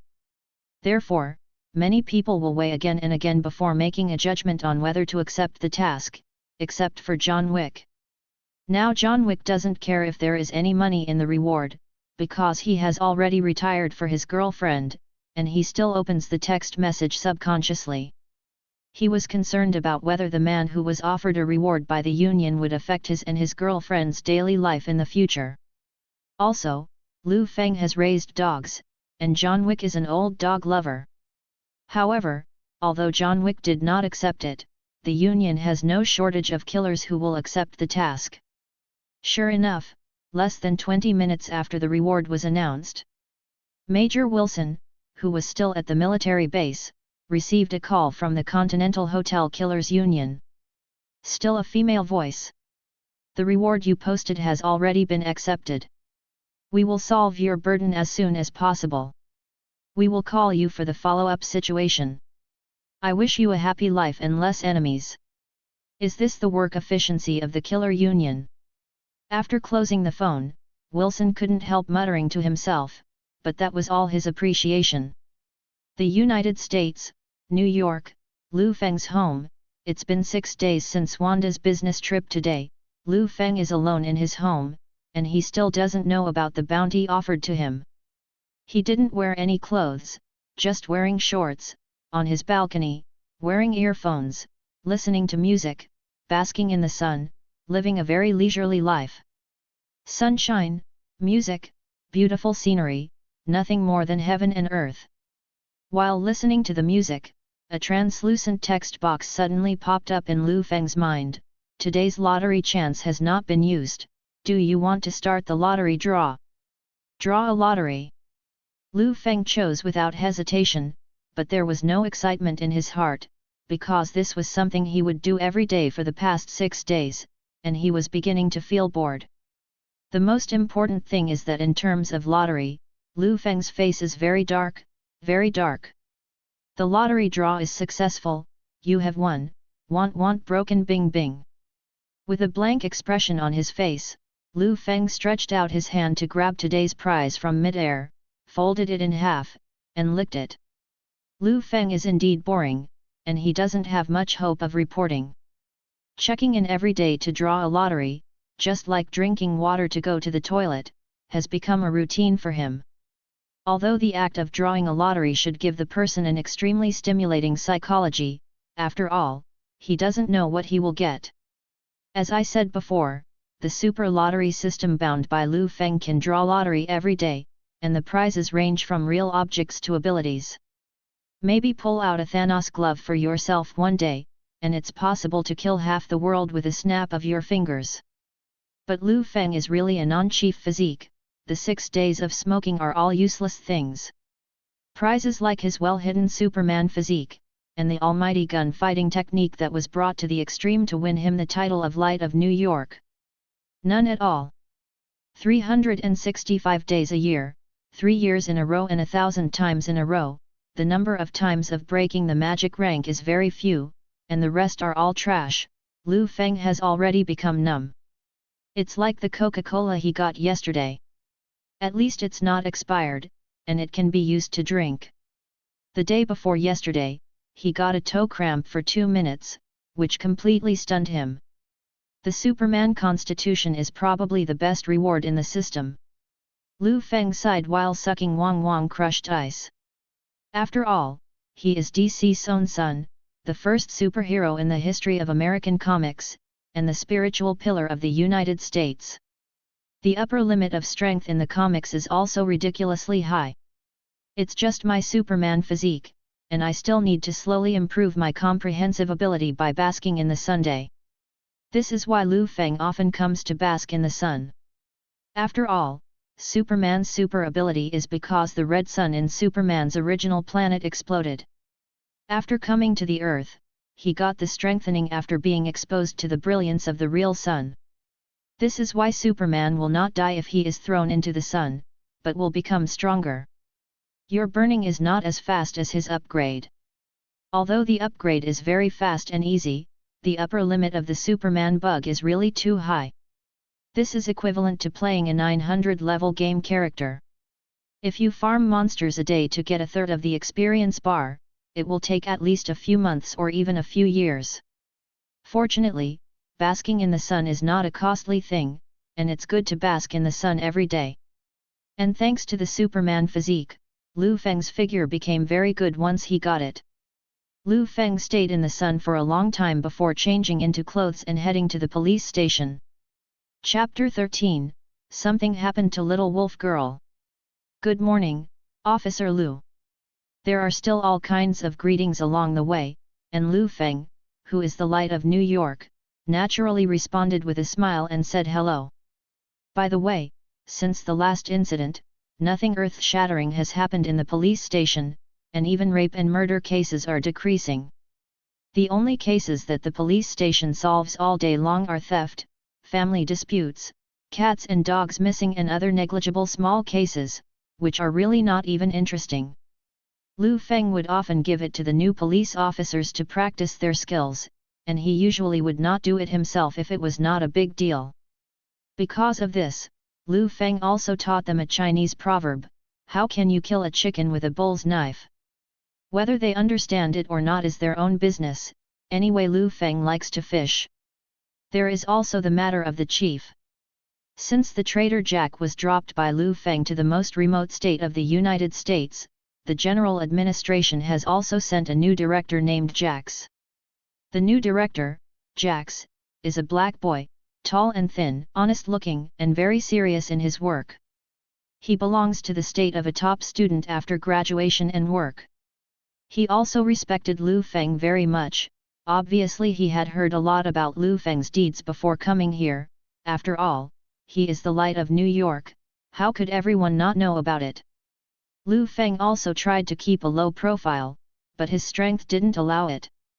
He is now, even when he goes out to buy pizza, he can happen to be recognized by the part-time Spider-Man Peter Parker. In the original world, the only ones who can enjoy these are the little fresh meat cuts who play embarrassingly on the screen. Fortunately, in the United States of this world, people admire more powerful people. In short, there should be no problem in the police station at present. Satisfied with this, Liu Feng walked straight into the office and sat down on a chair. He wanted to look up any special cases recently, but found nothing. At this time, Liu Feng thought of Laura's case. Liu Feng directly called his subordinates over. After a while, a little man came over. "Good morning, Brother Liu, is there anything I can do?" This is Liu Feng's capable policeman, Chen Long. Because he is of mixed race like Liu Feng, so he has extra care for this man who has the same Chinese blood as himself. Chen Long has always lived up to him, he is very serious in his work, and he is the best underling under Liu Feng. I heard that his parents named him Chen Long in order to pay tribute to Jackie Chan, the glory of the Chinese. For this reason, Liu Feng also wants him to be his right-hand man. And now, Liu Feng needs to ask him about that day. "Do you remember the case 6 days ago? The woman I arrested for murder, Laura Kinney?" Liu Feng asked. "I asked you to handle it. How is the progress?" He remembered that he was the one who asked this subordinate to deal with this matter, so he called him over specially. Chen Long did have an impression, and responded to Liu Feng, "Yes, I sent someone to send it in. Check the records to confirm." "Okay." A few minutes later, he came back and said solemnly, "Brother Liu, something went wrong. Laura Kinney was not taken to prison, and she was taken away that day." Liu Feng's face changed when he heard this. "Have someone taken him away?" "Well, that's what the record says." "I see." Liu Feng regained his composure, and waved his hand to let the policeman leave. Chen Long wanted to say something more, but he knew Liu Feng's character well, so he left. Liu Feng picked up his mobile phone and made a call deftly. "I'm Liu Feng, I don't need to talk about the polite words, let me ask you, why didn't Laura Kinney go to jail 6 days ago?" It was Jax on the other end of the phone. As the new director, he was at a loss as to what Liu Feng said about Laura Kinney, but he still respected Liu Feng and did some research. After the investigation, he responded, "It is true that he did not go to prison, but was taken away. Let's see who transferred it." Liu Feng had a tough attitude. Although Jax didn't know who this woman was, and he didn't know why Liu Feng went to such lengths to find this information, but he obediently followed suit and got the result. It was found out. Liu Feng asked, "Who is it? What organization?"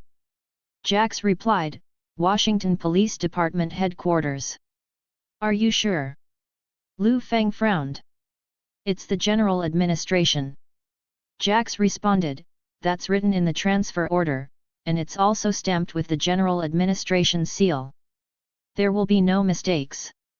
"I see, you continue to do things."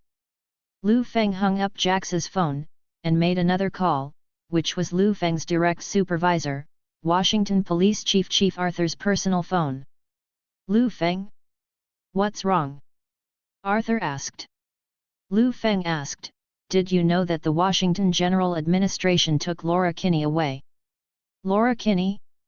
That's the woman you wanted to send her to prison after you messed up?" Arthur asked, and Liu Feng answered patiently that he was right. It also added, "My original intention was to let her stay in prison with peace of mind, but it turned out not to be like this. And this incident shows that it is related to the Washington General Administration." "I never gave such an order," Arthur said decisively. Liu Feng responded seriously, "Because I found out that the transfer order came from the Washington General Bureau, so I think you should know about it." "No, I'm at a loss for that," Arthur responded. "Okay, I understand." Liu Feng immediately hung up the phone and sat alone in the office, thinking about all this. Someone took the little wolf girl Laura away privately, and they were able to do this kind of thing under Liu Feng's nose, using the order of the General Administration. In the whole of New York, no, in the whole of the United States, there are only a few organizations that can do these things, and it is Ability's extremely terrifying organization, and it is targeting Liu Feng. Soon, the new director Jax called back. Liu Feng answered, and Jax responded. "Liu Feng, regarding the matter of Laura Kinney, we checked the surveillance and found that although the transfer order was from the General Administration, in the video surveillance, the person who took Laura away was not someone from the General Administration. Sure enough, there is a force doing things." Fortunately, Liu Feng understands all the plot trends of the Marvel Universe, including all parties. If it was just those few forces, Liu Feng could count them all with his fingers. So he said, "Call out the video and send it to me, and I will review it myself." "Okay." After a while, Liu Feng's special mobile phone received a video. Liu Feng has seen people from the General Administration, those in the surveillance video are obviously not. And when the crooked strike landed on the ground, there really appeared a figure holding a bow and arrow that Liu Feng was very familiar with. Hawkeye. Liu Feng recognized him right away, but now, one of the members of the Avengers, he obviously hasn't earned the title of Hawkeye yet. Chapter 14 Joining You? Dreaming. In other words, at this point in time, he still doesn't know what organization he belongs to. Liu Feng rested his chin with his hands, thinking of this, his eyes suddenly became sharp. He muttered to himself, as if talking to the enemy, whether it is S.H.I.E.L.D or HYDRA, if you dare to break ground in Taisui, you will give me the price. I do not know how long it has been. Laura regained consciousness. She opened her eyes and found herself sitting on a chair, her hands and feet were locked by chains, and she was surrounded by a closed environment made of glass. Although she is in a closed environment, she can see what people outside are doing, but she completely isolates herself from the outside world. It's just that the situation outside the glass room is not much better. Looking around, there are countless people in white coats, medicine bottles, and scientific research equipment. They keep their heads down and work like a robot, but they don't know how many people will be killed by the scientific research results in their hands in the future. As a mutant, Laura, who was born and raised in this environment, subconsciously felt sick. At this moment, a middle-aged man with a bald head walked over slowly, approached Laura slowly, then opened the door of the glass prison and walked in. The bald head looked at Laura with his hands behind his back. "Hi, Miss Laura, I'm Baron Strucker, welcome to the HYDRA organization. Or do you prefer to be called you, X-23? Strack asked with half-closed eyes. Laura stared coldly at Strack's lack of response, and he continued, "Yes, we've done a lot of homework for you, we know a lot about you, and you're very interesting." Strucker said, his eyes seemed to be shining. "Look at you, adamantium claws, powerful self-healing ability, wolf-like agility and ferocity, excellent killing ability, you are simply your father Wolverine Logan, the perfect successor. The 22 clones before you all failed, only you. The 23rd, only you have perfectly inherited Logan's super ability. You also know why, right?" Strucker asked Laura something in his words. Laura didn't say a word, expressing that she didn't want to respond, and Strack continued, "The DNA of Dr. Sarah, who was in charge of your experiment back then, is also all over your body. You have as much in common with Sarah as you do with Logan. So, you are the biological daughter of Dr. Sarah Kinney and Wolverine Logan." Laura was silent, obviously knowing about this a long time ago. Baron Strucker raised his head like a madman and raised his hands high. "Perfect Wolverine's genes. How amazing! How amazing!" Laura looked at Strack coldly. "You brought me here, who is about to go to prison, to praise me in front of me, right?" Strack also understood what the little wolf girl meant. He came to Laura with a smile and stroked her heroic face. "Oh, yes, we do have a purpose." Because the little wolf girl's hands and feet were locked, she couldn't cause damage to Strucker, so he could be more presumptuous. "For a talent like you, we will invite you to join us." "Join you?" Laura said disdainfully.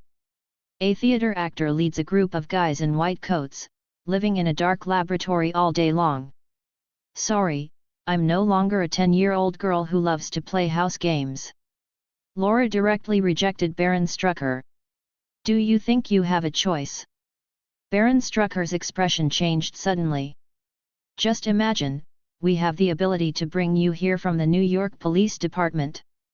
Even if you escape today, we also have the ability to prevent you from seeing the sun tomorrow." The so-called organization will only exaggerate. Even Liu Feng dare not confront him face to face. They will only make small moves behind the scenes. What's the point? Laura's attitude remained the same. "Liu Feng? That policeman called the Light of New York? Do you think we HYDRA are afraid of such a small person?" Strack smiled exaggeratedly. Laura responded, "A man who can carry a sniper rifle and beat the crap out of the military troops chasing me is at least more deterrent than your bald head. Laura Kinney, your vision is still too narrow. You don't understand current affairs, and you don't know how to choose stronger allies and forces." Strack still carried his hands on his back. "Now, the opportunity is right in front of you. Forget about that brat Liu Feng, Compared to our HYDRA organization, he is an ant. So, let me ask the last question, would you like to be one of us? Strucker does final thought work to Laura. After pondering, Laura said, you guys really look like idiots. Strack's smile froze on his face, and then he withdrew his hands. Looking at Laura with cold eyes, unfortunately, if you can't be friends, you can only be enemies. We have to let you taste the pain first. After saying this, Baron Strucker turned his head and waved his hands before leaving the glass cell. Afterwards, the entire translucent cell was filled with red light, and the sound of the machine running began to echo in the glass cell. Immediately afterwards, on the chair where Laura was sitting, a few pairs of tentacles like mechanical arms suddenly appeared, but the arms were not hands, but needles. Countless needles slammed into Laura's skin.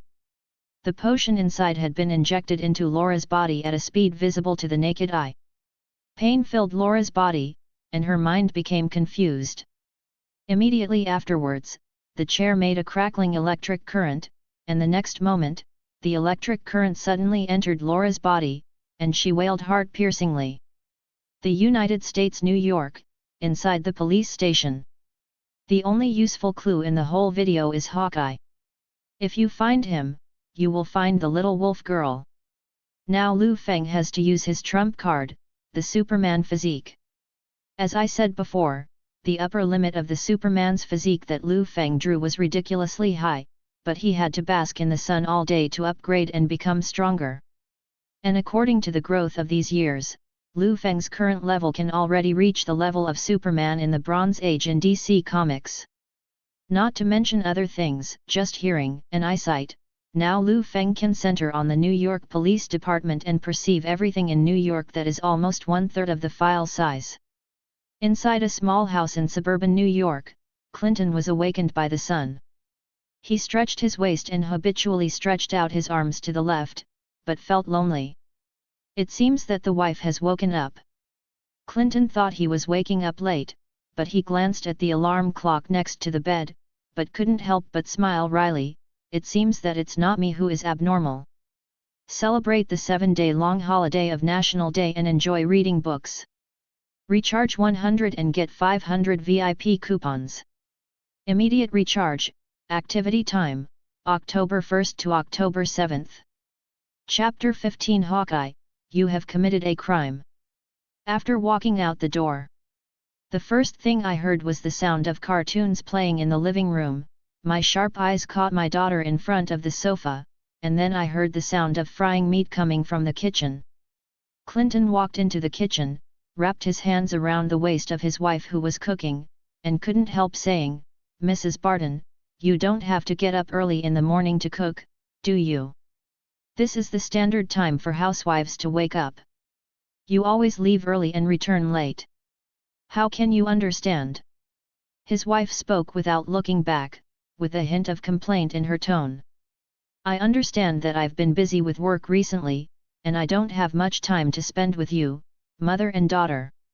Clinton put his hands on his wife's shoulders and turned her to face him. I promise you, I will be with you mother and daughter all the time in the past few days, and nothing about work will disturb the time of our family of 3. Okay, I believe you. The wife wrapped her arms around Clinton's neck, kissed his face, and then the two embraced. When Clinton was hugging his wife, his gaze happened to be looking at the lawn outside the window. His powerful eyesight instantly caught a figure. Wife, continue cooking. Clinton let go of his wife's hands, and instructed, no matter what happens later, don't leave this house. What's wrong? The wife was a little puzzled. Clinton responded. A guest came to visit. It should be for me. Clinton went to the living room and kissed his daughter's forehead, then put on his coat and walked out the door. Liu Feng had already been waiting outside the lawn for a long time. You are quite slow. You work in the New York Police Department, the beloved light of New York. Liu Feng, right? Clinton looked at Liu Feng with some doubts. Is there anything I can do for you? Clinton Francis Barton, let me ask you, did you carry out a mission a few days ago? Liu Feng asked, the one about Laura Kinney. Laura Kinney? Clinton thought for a while, then responded, "Sorry, this is classified, no comment." "I don't care if it's classified or not." Liu Feng looked calm. "I am a New York policeman, and you are suspected of impersonating someone from the General Bureau and taking my prisoner away. You have to tell me where he is." "Impossible, the procedures for the transfer order we obtained are legal." "It's not legal on my side." Liu Feng took out a file. "Do you need to take a closer look?" Clinton, who has excellent eyesight, can easily see the things above. He really didn't need to read it, because his organization just imitated the stamping, and it really didn't have the approval of the general administration. "I belong to..." Before Clinton finished speaking, Liu Feng interrupted directly, "I don't ask what you belong to, I just ask where my prisoner is." Clinton didn't respond. Liu Feng continued, "Don't tell me, right? Your wife and daughter are inside, right? You don't want to see them get into trouble, right?" Referring to his family, Clinton's eyes became sharp. "Are you threatening me with my wife and daughter?" Liu Feng looked indifferent. "So what if I threaten you? I am an official police officer of the New York Police Department. What about you? Illegal organization or a shady organization? And do you know who you took away?" Liu Feng spoke to Clinton in a condescending manner. "That's the one I promised to keep. I don't care what you and the people behind you are capable of. If you offend me, I will make you pay the price." His eyes seemed to burst into flames at any moment, and the sense of oppression was constantly released from him, like an angry dragon in Western mythology. For a moment, Clinton was silent. Liu Feng continued, "Silence is useless. You are suspected of impersonating the police station and using the power of the police station. What you committed is a national security crime. As a policeman, I have the right to arrest you." Liu Feng clapped his hands and gave orders to the police officers who had been waiting for a long time. S.H.I.E.L.D. base. Nick Fury is sitting in the office, with piles of documents on the table, and his hands never leave the computer mouse and keyboard. The things on the display are the files sent to him by agents below level 7 in SHIELD. Roughly, there are 2 to 3 digits, and they are also the daily affairs of SHIELD. Among them, each email records a different case. Although it is carefully written by the agent, the content in it is really complicated and needs to be screened in the vast text. Fortunately, Nick is used to this kind of work intensity. Even though he only has one eye, it does not prevent him from filtering unimportant information in the computer. At this time, there was a knock on the door. "Director Nick, this is Natasha Romanoff." Nick stopped what he was doing, rubbed his only remaining eye, and said, "Come in." After obtaining permission, the door was opened, and a woman in a black combat uniform, with slender legs, a protruding figure, and curly red hair walked in with a document. "You look serious, what happened?" Nick Fury asked. "Something happened to Clinton, and it's the NYPD." Natasha Romanoff stepped forward to place on the table the papers about Clinton being taken away by the NYPD. Natasha Romanoff and Clinton are very good friends. Nick knows this, and she will show such a dignified expression when something happened to Clinton. Seeing this, Nick Fury picked up the document brought by Natasha Romanoff from the table and read it. After learning the seriousness of the matter, he frowned instantly. "It's because of something like this. Why are you acting so surprised?" Natasha Romanoff pointed to a place on the document and asked. "They said that Clinton was arrested because he pretended to be the headquarters and transferred the criminals from the New York Police Department. Wasn't it your order?" "I have not issued such an order. The events of the last few days have almost bored me to death. How can I have time to reach out to New York to catch a criminal?" But the New York Police Department has evidence, showing that Clinton did transfer the prisoners of the New York Police Department with a transfer order that did not belong to the stamp stamped by the Washington General Bureau. "I see, I didn't issue the order, but forging seals is indeed something S.H.I.E.L.D. can do. Nick responded unhurriedly. Natasha Romanoff then guessed, if the order was not from you, and it was from us, then there is an insider in SHIELD. Nick narrowed his eyes, then put his hands back in front of the computer, deciding to check Clinton's mission records for the past week. After checking, it was found that 6 days ago, Clinton did receive an order from SHIELD. The content is to transfer a woman named Laura Kinney to the New York Police Department with a transfer order from the Washington General Bureau. The so-called transfer order is indeed stamped with a fake S.H.I.E.L.D. seal. Chapter 16 Want to silence?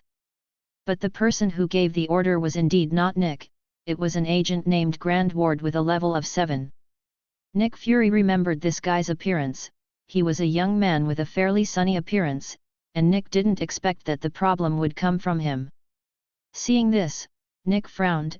It seems that there is really a ghost in SHIELD. Hastily said, send someone to arrest this Grant Ward, and wait for me to interrogate him personally. There is no need to send anyone else, Clinton is my good friend, the guy who framed him, let me capture him myself. Natasha Romanoff immediately said, he can't escape. Then leave it to you. Nick Fury stood up from his office chair, put on his favorite black coat, and prepared to go out. As for me, I have to go to New York to settle this matter. NYPD. Clinton had been in the interrogation room for 3 hours. During this time, no one came to interrogate him, or to announce to him that things were cleared up and that he was now free to go. He felt a little impatient in his heart, but he couldn't help it. He could only stay like this until Liu Feng, the light of New York who brought him here, didn't give any orders. On the other hand, Liu Feng in the office, he seemed very calm, even making tea leisurely. Chen Long, who was more anxious than him beside him, had repeatedly boiled water and made tea for him for 3 hours, but Liu Feng never left the office except to go to the bathroom. Tai Guanyin, a famous Chinese tea, is very good, try it. Liu Feng asked Chen Long lightly, then picked up the teacup, blowing the heat gently, and then slowly drank it in his mouth. Chen Long shook his head, expressing his refusal, and then asked curiously, Brother Liu, we have arrested that guy named Clinton pretending to be the general administration for so long, why didn't we go to interrogate him? No rush. Liu Feng put down the teacup, still in an unhurried state. The people behind him haven't moved yet, we just have to wait. The person behind. Liu Feng's answer made Chen Long even more confused. What kind of person is behind Clinton? Liu Feng sneered, a group of people who can't make waves. S.H.I.E.L.D. base, in an agent office. Grant Ward, who was in charge of giving Clinton the command of the general administration, was packing up his things at the moment, and by the way, copied some valuable secret information into a USB flash drive to take away. While Grant was packing up, his computer suddenly flickered as if it had been hacked, and then a video image appeared on the display. In the video, is a man wearing a black suit and a black crow hood. Grant saw the other party and asked, Code 7? Why are you making a video call to me at this time? My mission has been completed and I am about to run away. In the video, the man in black whom Grant called Code 7 shook his head and responded lightly, your identity has been exposed, and Nick Fury is sending people to hunt you down. I know, so I'm getting ready to run. Everything is arranged, Grant said. Okay. The man in black nodded and continued to ask, where is your destination? Florida, the plane in 3 hours, private jet, the flight can't be found out. Very well, then pack up your things and leave as soon as possible, so as not to get caught. The man in black reached out to turn off the video, but stopped at the last moment and said, HYDRA hail. HYDRA hail, Grant Ward echoed. The man in black turned off the video and took off his hood, revealing the curly brown hair anyone in S.H.I.E.L.D. would recognize. This man is Nick Fury's second-in-command, Alexander Pierce, who is Nick's most trusted. Then he made a call with his mobile phone, and after connecting, he said unhurriedly, his destination is Florida, and he will be killed when he lands. Got it. The person on the other end of the phone replied. After hanging up the phone, Pierce, the man in black who was troubled by these trifles, stretched out his hand to rub his temples, and couldn't help complaining, "This guy, Strack, doesn't do things rigorously at all, he always makes me wipe his ass." NYPD, Liu Feng is still drinking tea, he looks as leisurely as if he is on vacation, not a police officer who has just arrested a suspect. At this time, Police Officer Chen Long came in, and the door was still closed, and said, "Brother Liu, there is someone looking for you outside the door." It is a black man with a blindfold. Liu Feng seemed to know who it was, and nodded without looking back, "Let him in." Chen Long spread the word, and Nick Fury just stepped into Liu Feng's office. It wasn't until Nick entered the office that Liu Feng turned the office chair to face Director Nick. Nick Fury found that Liu Feng didn't feel any disturbance after seeing him. Not to mention anything else, just his own blindfold, the first thing others see should be surprise or curiosity.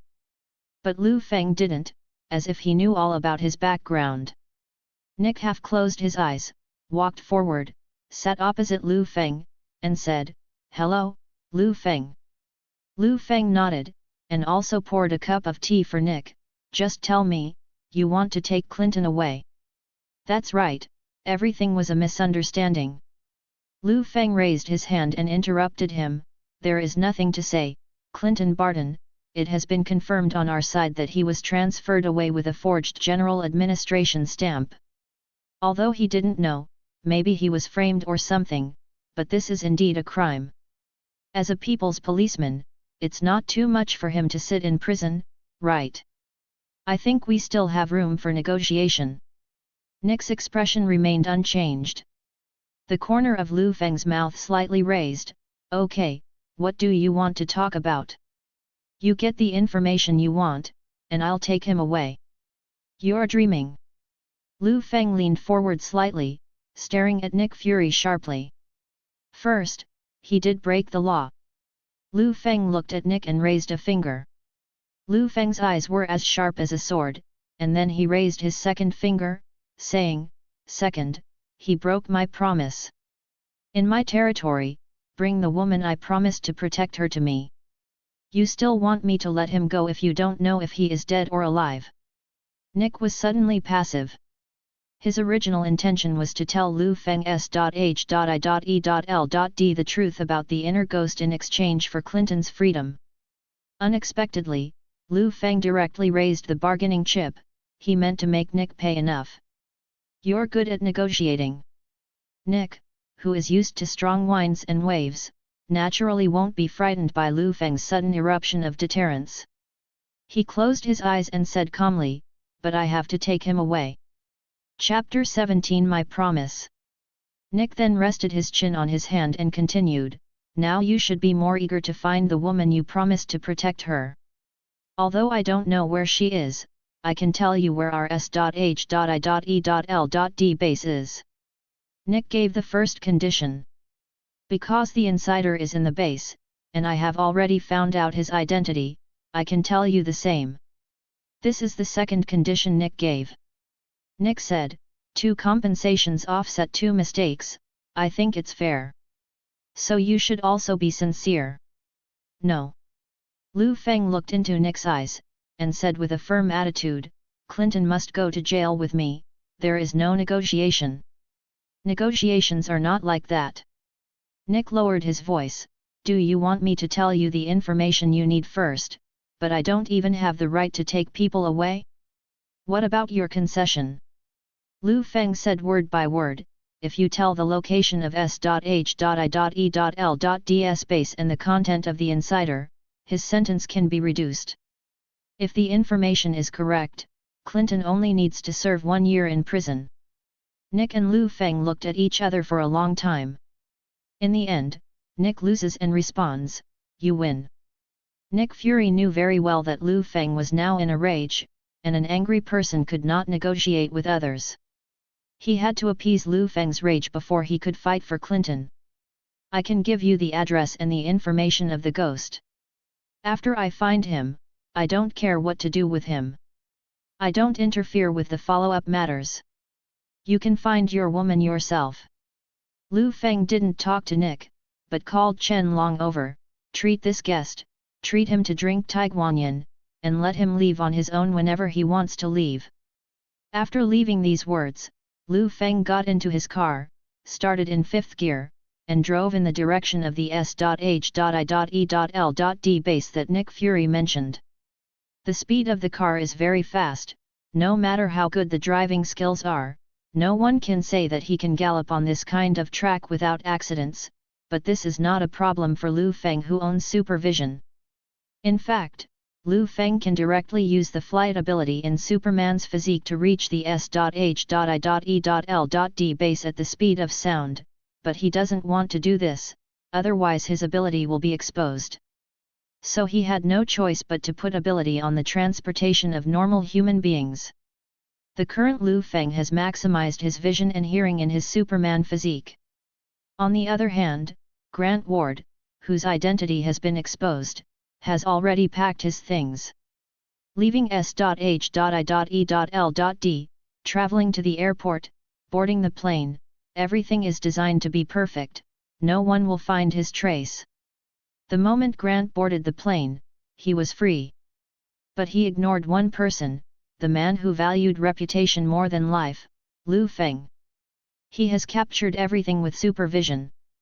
His eyes turned cold in an instant, and he muttered to himself, "No one can escape unscathed after offending me, even if you run to Tianya Cape, you can't escape." Liu Feng controlled the steering wheel with his left hand, and took out his special mobile phone made for him from the mobile phone with his right hand. Select the authority, turn to the bottom, and open the highest authority. Select the satellite mode, skillfully input the 9-digit number in the pop-up password lock, and then a text is displayed on the phone. The ultimate satellite God's Eye, at your service. Liu Feng first extended his vision to the information on the screen in the cockpit of Ward's private jet. Knowing the flight track and longitude and latitude coordinates of the private jet, he quickly operated the phone with his fingers and entered all the information he got.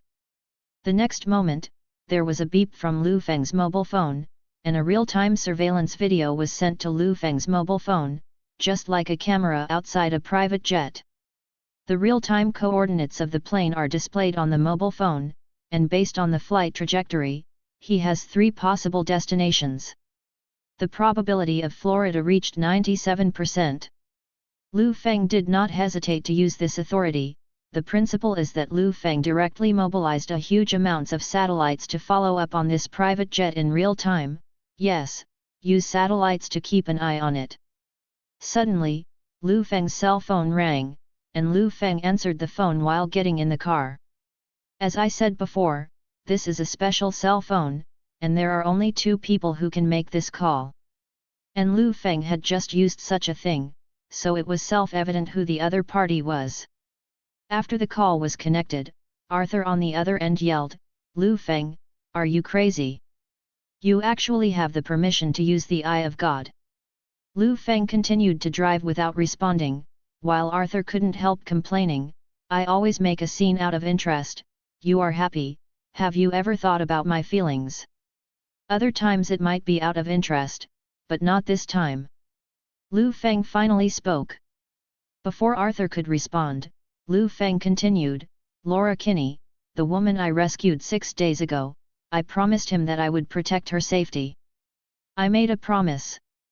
Arthur had time to respond, but chose to remain silent. Because Liu Feng mentioned the word promise. He knew Liu Feng's character well. I also understand how important commitment is to Liu Feng. Now I just need to find that bastard, find him and ask Laura's whereabouts, then find Laura, give her a shelter, and fulfill my promise. Liu Feng, who was driving, had a tough attitude.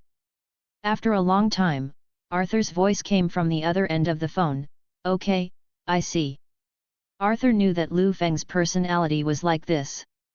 Otherwise, he wouldn't have gotten acquainted with Liu Feng either.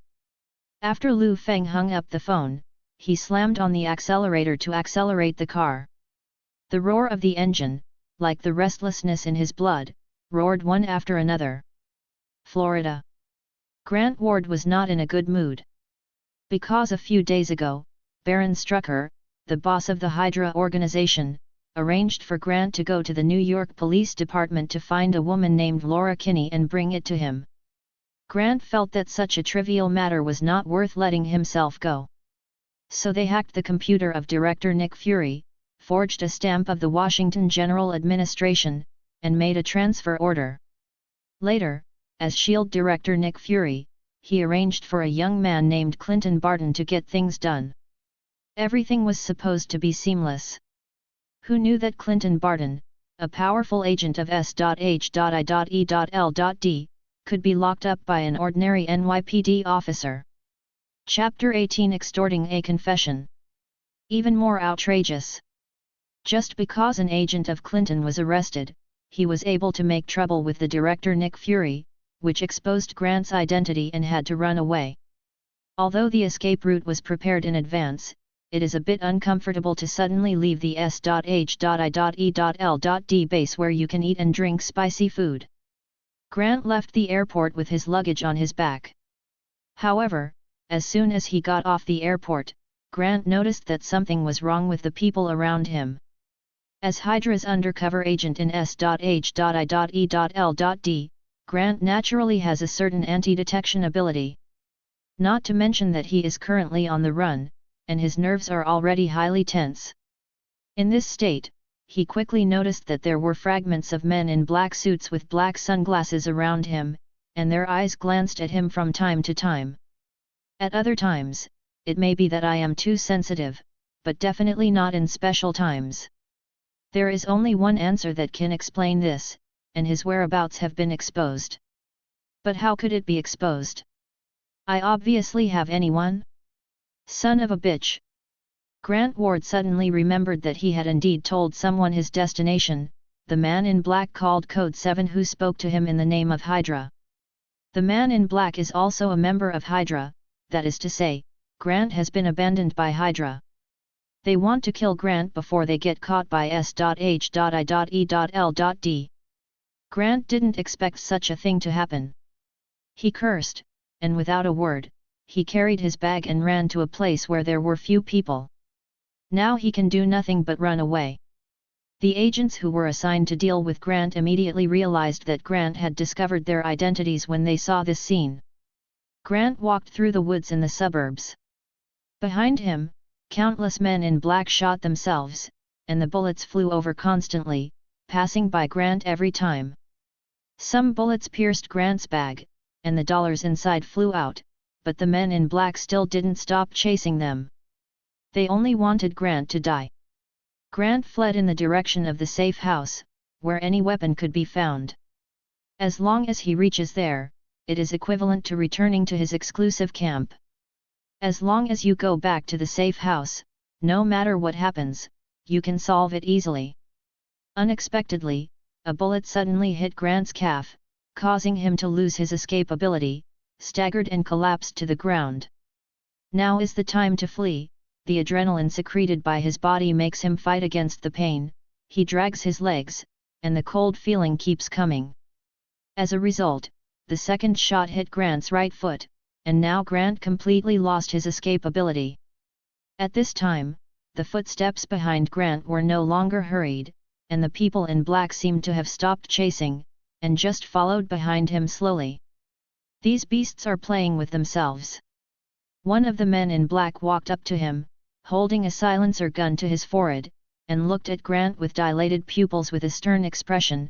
"HYDRA hail! Son of a bitch!" With a bang, the gunshot rang out. But it didn't come from the gunshots of pistols, but from sniper rifles. It was not Grant who was headshot, but the man in black holding a silencer gun. "Is there anyone else here?" The other men in black were shocked. They didn't expect that Grant would have a helper. The commander among the men in black hurriedly shouted, "Find the enemy! Quick!" As a result, as soon as he finished speaking, there was a bang, and the head of the commander in black exploded, splashing blood all over the floor. A gun is sure to hit? How can there be such a shooting technique? The remaining people in black looked around with their guns, trying to find the enemy, but they were often headshot before they had time. The last man in black finally saw the direction of the enemy, a man of some Asian descent carrying a sniper rifle. If the man in black pays attention to current affairs, he will know that he is known as the sharpshooter, the Light of New York, Liu Feng. Immediately afterwards, the bullets from the sniper rifle took away his last light. Grant witnessed all of this, and he couldn't be happy at all after being rescued, because he knew that a character with such marksmanship was not here to save him. Grant Ward. Liu Feng carried a sniper rifle and walked step by step in front of Grant, who was injured in his calf. I'm here to make you pay the price. 2 hours ago. At the S.H.I.E.L.D. base, Natasha Romanoff, who was about to capture Grant Ward, looked at the empty office with a blank face and clenched her fists. Immediately, she turned on her cell phone and called Nick Fury. I'm late, Grant has left S.H.I.E.L.D., and I don't have any way to find out his escape path. Nick Fury's voice slowly came from the phone. It doesn't matter, let him go. Why? Natasha Romanoff was very puzzled. After all, Nick was also a person who refused to admit defeat, and said, if we don't find this ghost, we won't be able to find out the ghost of S.H.I.E.L.D. This matter is no longer under our control. It can't be the case. Grant is the one who put Clinton in jail, and we should make him pay the price. Natasha Romanoff still couldn't swallow this breath after all. Nick Fury said slowly. Don't get me wrong. Although I said that this matter is out of our control, the man who chased Grant was no less angry than us. The man after Grant? Natasha Romanoff repeated. Nick said, that man who is as angry as a volcano will make him suffer. Now. What? A miserable scream echoed through the woods in the suburbs of Florida. This was the scream from Grant Ward, and it was naturally Liu Feng who caused all this. Although he saved Grant Ward's life, it was not out of kindness, but to let the beast obediently tell Liu Feng what he wanted to know. So after Liu Feng killed the men in black who were chasing Grant, he shot Grant in the leg with a pistol, and began to question him. Laura Kinney, where is it? Grant Ward wailed a few times, resisting the pain, and said, I don't know what you are talking about. Bang bang bang. 3 more shots hit the other leg, and Grant wailed, but still refused to speak. Naturally, Liu Feng would not stop there. Liu Feng squatted down, pulled out a tactical dagger from his tactical boots, and pointed it at Grant's hand. Before Grant could react, Liu Feng directly stabbed him down. This time, Grant's palm was pierced and his hand was useless. A piercing pain ran through Grant's brain. Where is the woman who was taken 6 days ago, Laura Kinney? Liu Feng pressed Grant's palm with one hand, grabbed the dagger with the other hand, and pulled it towards his wrist constantly. Grant's palm was directly pulled by Liu Feng and divided into 2 bloody halves with the middle finger as the middle boundary. I said. Stop, stop. Finally, the pain overcame the reason, and Grant gave up. Chapter 19. Hello, Pierce. Liu Feng's hand came off the handle, and he didn't help him pull out the dagger. He said coldly, say. Enduring the pain, Grant Ward said, I don't know where Laura Kinney was imprisoned by our people, but I still remember where they asked me to send him. They took me to the ECU chemical plant. It's an old abandoned factory in the upstate of New York. I swear in the name of God, I'm not lying. His oath was useless to Liu Feng. Liu Feng looked at him expressionlessly. But when Grant was speaking just now, Liu Feng activated the supervision brought by the Superman physique reward obtained in the lottery, and one of the skills is clairvoyance. The clairvoyance allows Liu Feng to see Grant's heartbeat. When a person lies on the verge of death in order to survive, the heartbeat will beat faster than normal. But there was no change in Grant Ward's heartbeat just now, which proves that he did not lie and the information was absolutely true. Grant hurriedly begged, I told you everything. Please, take me to treatment. I'm going to die. You're a policeman, right? You won't die without help, right? I said it before. Liu Feng raised his pistol and pointed at the wide-eyed Grant, I want you to pay the price. After speaking, Liu Feng pulled the trigger without looking at it. With a bang, Grant was shot in the head without even leaving a last word. ECU chemical plant. Liu Feng constantly recited what Grant said, the destination where Laura was sent there. Then he left the woods, got in the car, ignited the ignition, started in 5th gear, and sped again at the limit of the vehicle. No human being dares to drive like this, but the supervision brought by Superman is different from the hearing Liu Feng. Just like a professional in a racing rally, because the human brain cannot divide the work, a driver is needed to control the car, and a navigator is needed to control the distance between the car and the track, which is equivalent to one limb and one it is the brain, the combination of the two. Liu Feng, on the other hand, combines the two into one, both the brain and the limbs, with the Superman physique. But no matter how strong the ability is, the ability possessed by Liu Feng at this moment still cannot surpass the perverted level of Superman in the Silver Age who is racing against time. He still has limitations, he can only play to the best state that human beings can achieve, and he cannot do things that will change his fate. So, when Liu Feng came to the ECU chemical plant that Grant mentioned before his death, he scanned it with supervision and found that the building was empty. Nobody but Grant wasn't lying. In other words, it wasn't that he wasn't here, but that he had escaped. Always one step slow at the critical moment, Liu Feng was really angry this time. He has had countless battles in his life. The enemy is also strong and weak, but Liu Feng can always beat the crap out of the opponent. Unexpectedly, the opponent this time is a waste who can only run away. Don't dare to confront them head-on, they are often the guys who get the information in advance and run away. Liu Feng clenched his fists tightly, and with Superman's heat vision, he seemed to burst out lasers from his eyes at any time. HYDRA, you guys really pissed me off this time. Yes, Liu Feng, who knows everything about the Marvel Universe, definitely knows that the enemy is the HYDRA organization. He also knows that most of HYDRA is undercover in S.H.I.E.L.D, and that they are the evil villains, the enemies of the superhero, who have known it all along. But for a long time, what they did had nothing to do with Liu Feng, and they were all in a state of not violating the river. Liu Feng himself definitely didn't bother to eradicate such an organization. But this time, the group of HYDRA challenged Liu Feng's bottom line again and again. They play their game has nothing to do with Liu Feng. Can he run on Liu Feng's head and act like a demon? Arresting people in front of Liu Feng, and always hoodwinking Liu Feng before getting close to the target? You like to strategize, don't you? Good at giving orders one step at a time, right? I will let you know who is offending. Liu Feng was already furious, this was the most terrifying state in his life. The HYDRA organization, everyone, will have to pay.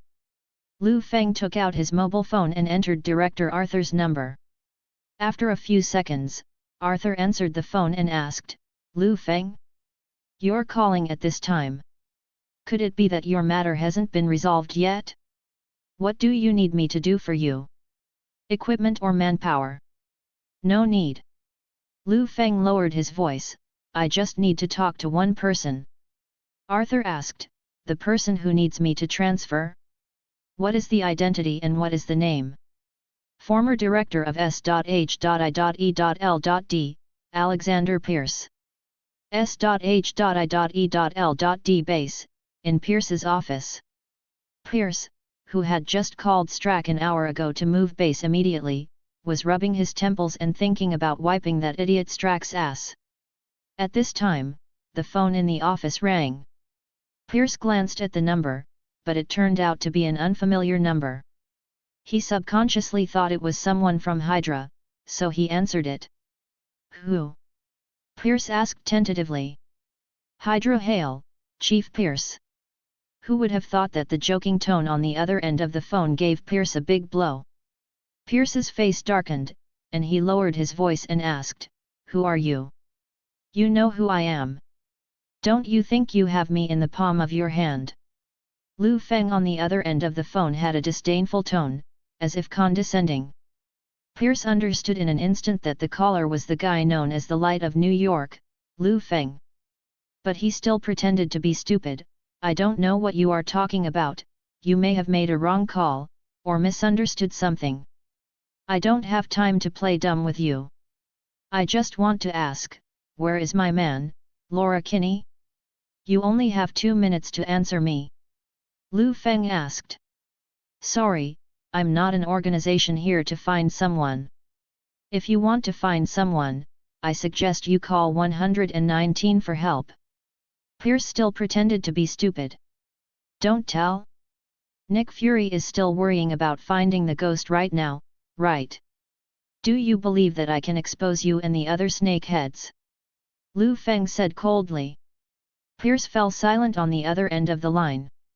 1 minute left. Liu Feng started the timer. Pierce remained silent. 40 seconds. Liu Feng reminded, "The technology is so advanced now, the speed of sending text messages should be faster than the speed of you escaping S.H.I.E.L.D. 20 seconds. Liu Feng's tone changed, tinged with ferocity. 10, 9, 8. Stop. A deep voice came from the other end of the phone. "Although I really don't know what you're talking about. But I heard you just said that it was Laura Kinney, and I just checked the records and found that Laura Kinney was transferred from the ECU chemical plant to an abandoned building outside New York." Chapter 20. Are you kidding, Superman? Address? Liu Feng asked. Southern Texas. Hearing the name, Liu Feng immediately drove to the destination. Before hanging up the phone, he left a sentence, "If I arrive and disappear, you will see what an angry monster is." Texas. Before Liu Feng found the ECU chemical plant in upstate New York, the little wolf girl Laura was bound to the new base by Baron Strucker, who received the news. Originally, Strack didn't take that guy Liu Feng seriously, but no matter how confident he was, he couldn't stand up to his boss, Pierce. Pierce warns Strack, "You must never take risks with Laura Kinney, a precious experimental subject. If you don't have a direct conflict with Liu Feng, you won't have a conflict." So Strack had to follow suit and transfer X-23, who was Laura Kinney, but in essence he still looked down on the little guy like Liu Feng. The base is not in New York this time, but in Texas. It is very easy for Strack to transfer. Their bases are all over the United States, even in countries other than the United States. HYDRA's people are very organized, so it is easy to transfer. The choice here was also strongly demanded by Pierce, asking him to move to the safest base.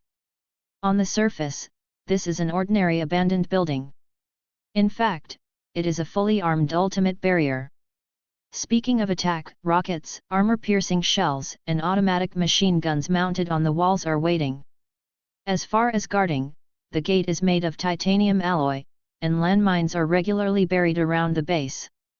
The only tunnel that can enter the inside of the base is also equipped with deadly laser infrared rays. Not to mention people, even if a bird enters by mistake, it is impossible to survive. Even if Liu Feng could find it here, he would never even be able to get in through the door. Not to mention trying to break out from HYDRA's top agents and rescue him. In the eyes of Baron Strucker, this is the most perfect barrier in the world.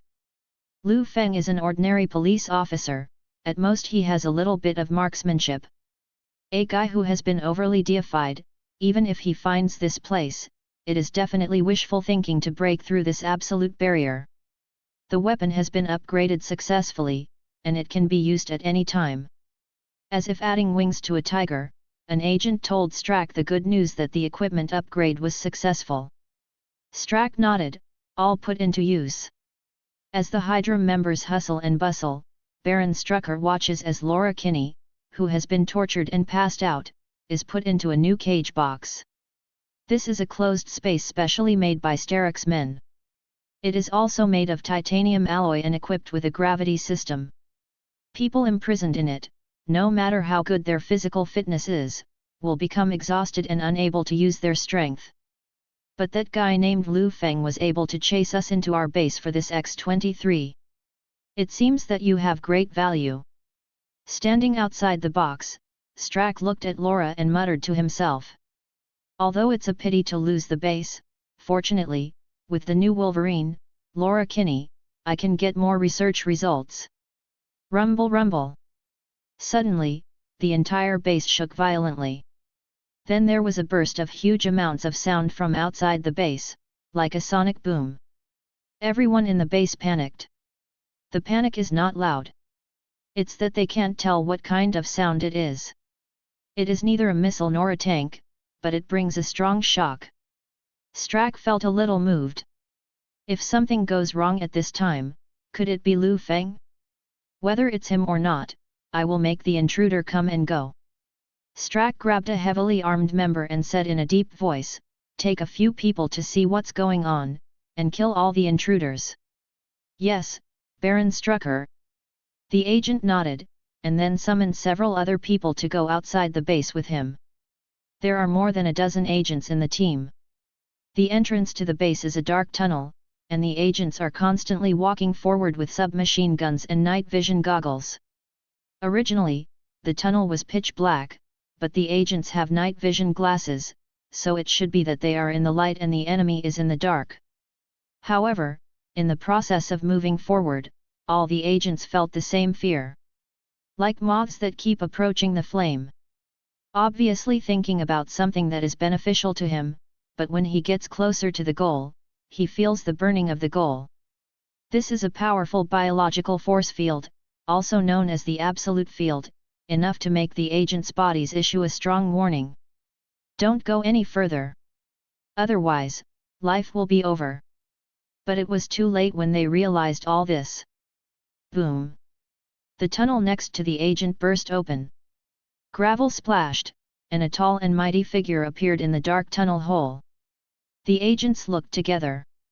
In night vision mode, you can see that person clearly. Superman? This is the confusion of the agents after seeing the figure, but what they see is not some superhero role-playing. Because the man is floating in the air, and he has a strong figure outlined by tights, like a real Superman, like a god. Shoot, shoot, shoot. One of the agents was the first to realize the seriousness of the matter and hurriedly directed everyone to pour fire, but obviously, he hadn't fully realized the seriousness. Bang bang bang! Countless bullets were fired at the god floating in mid-air, but what was frightening was that all the bullets were clearly crushed the moment they touched the surface of his body, including the red and blue uniform. Flatten and fall to the ground. Bullets can't go through him. Really, really the indestructible Superman. How the hell is that possible? The agents obviously couldn't accept the fact in front of them. Because this is completely beyond their worldview. The superhero in the comics is floating in front of my eyes at this moment. No one can accept the impact of this scene. The agents' brains froze in an instant, and the only thing they could do was to constantly pour the bullets in their hands at that person, as if this would expand their chances of survival. But it was still indifferent. As long as Liu Feng uses this ace ability, puts on the Superman uniform, and activates the Superman mode, it goes without saying he is a god. In the hail of bullets, Liu Feng's body with a strong deterrent just moved slowly in mid-air, slowly approaching the agents. He let the agents use all their strengths and remained indifferent, but slowly approached them, feeling the extreme fear of the enemy in front of the real him. It's like a hungry lion slowly approaching the sheep. The sheep try to resist, but what are the horns to the lion? End of the chapters. Like and subscribe for more videos like this.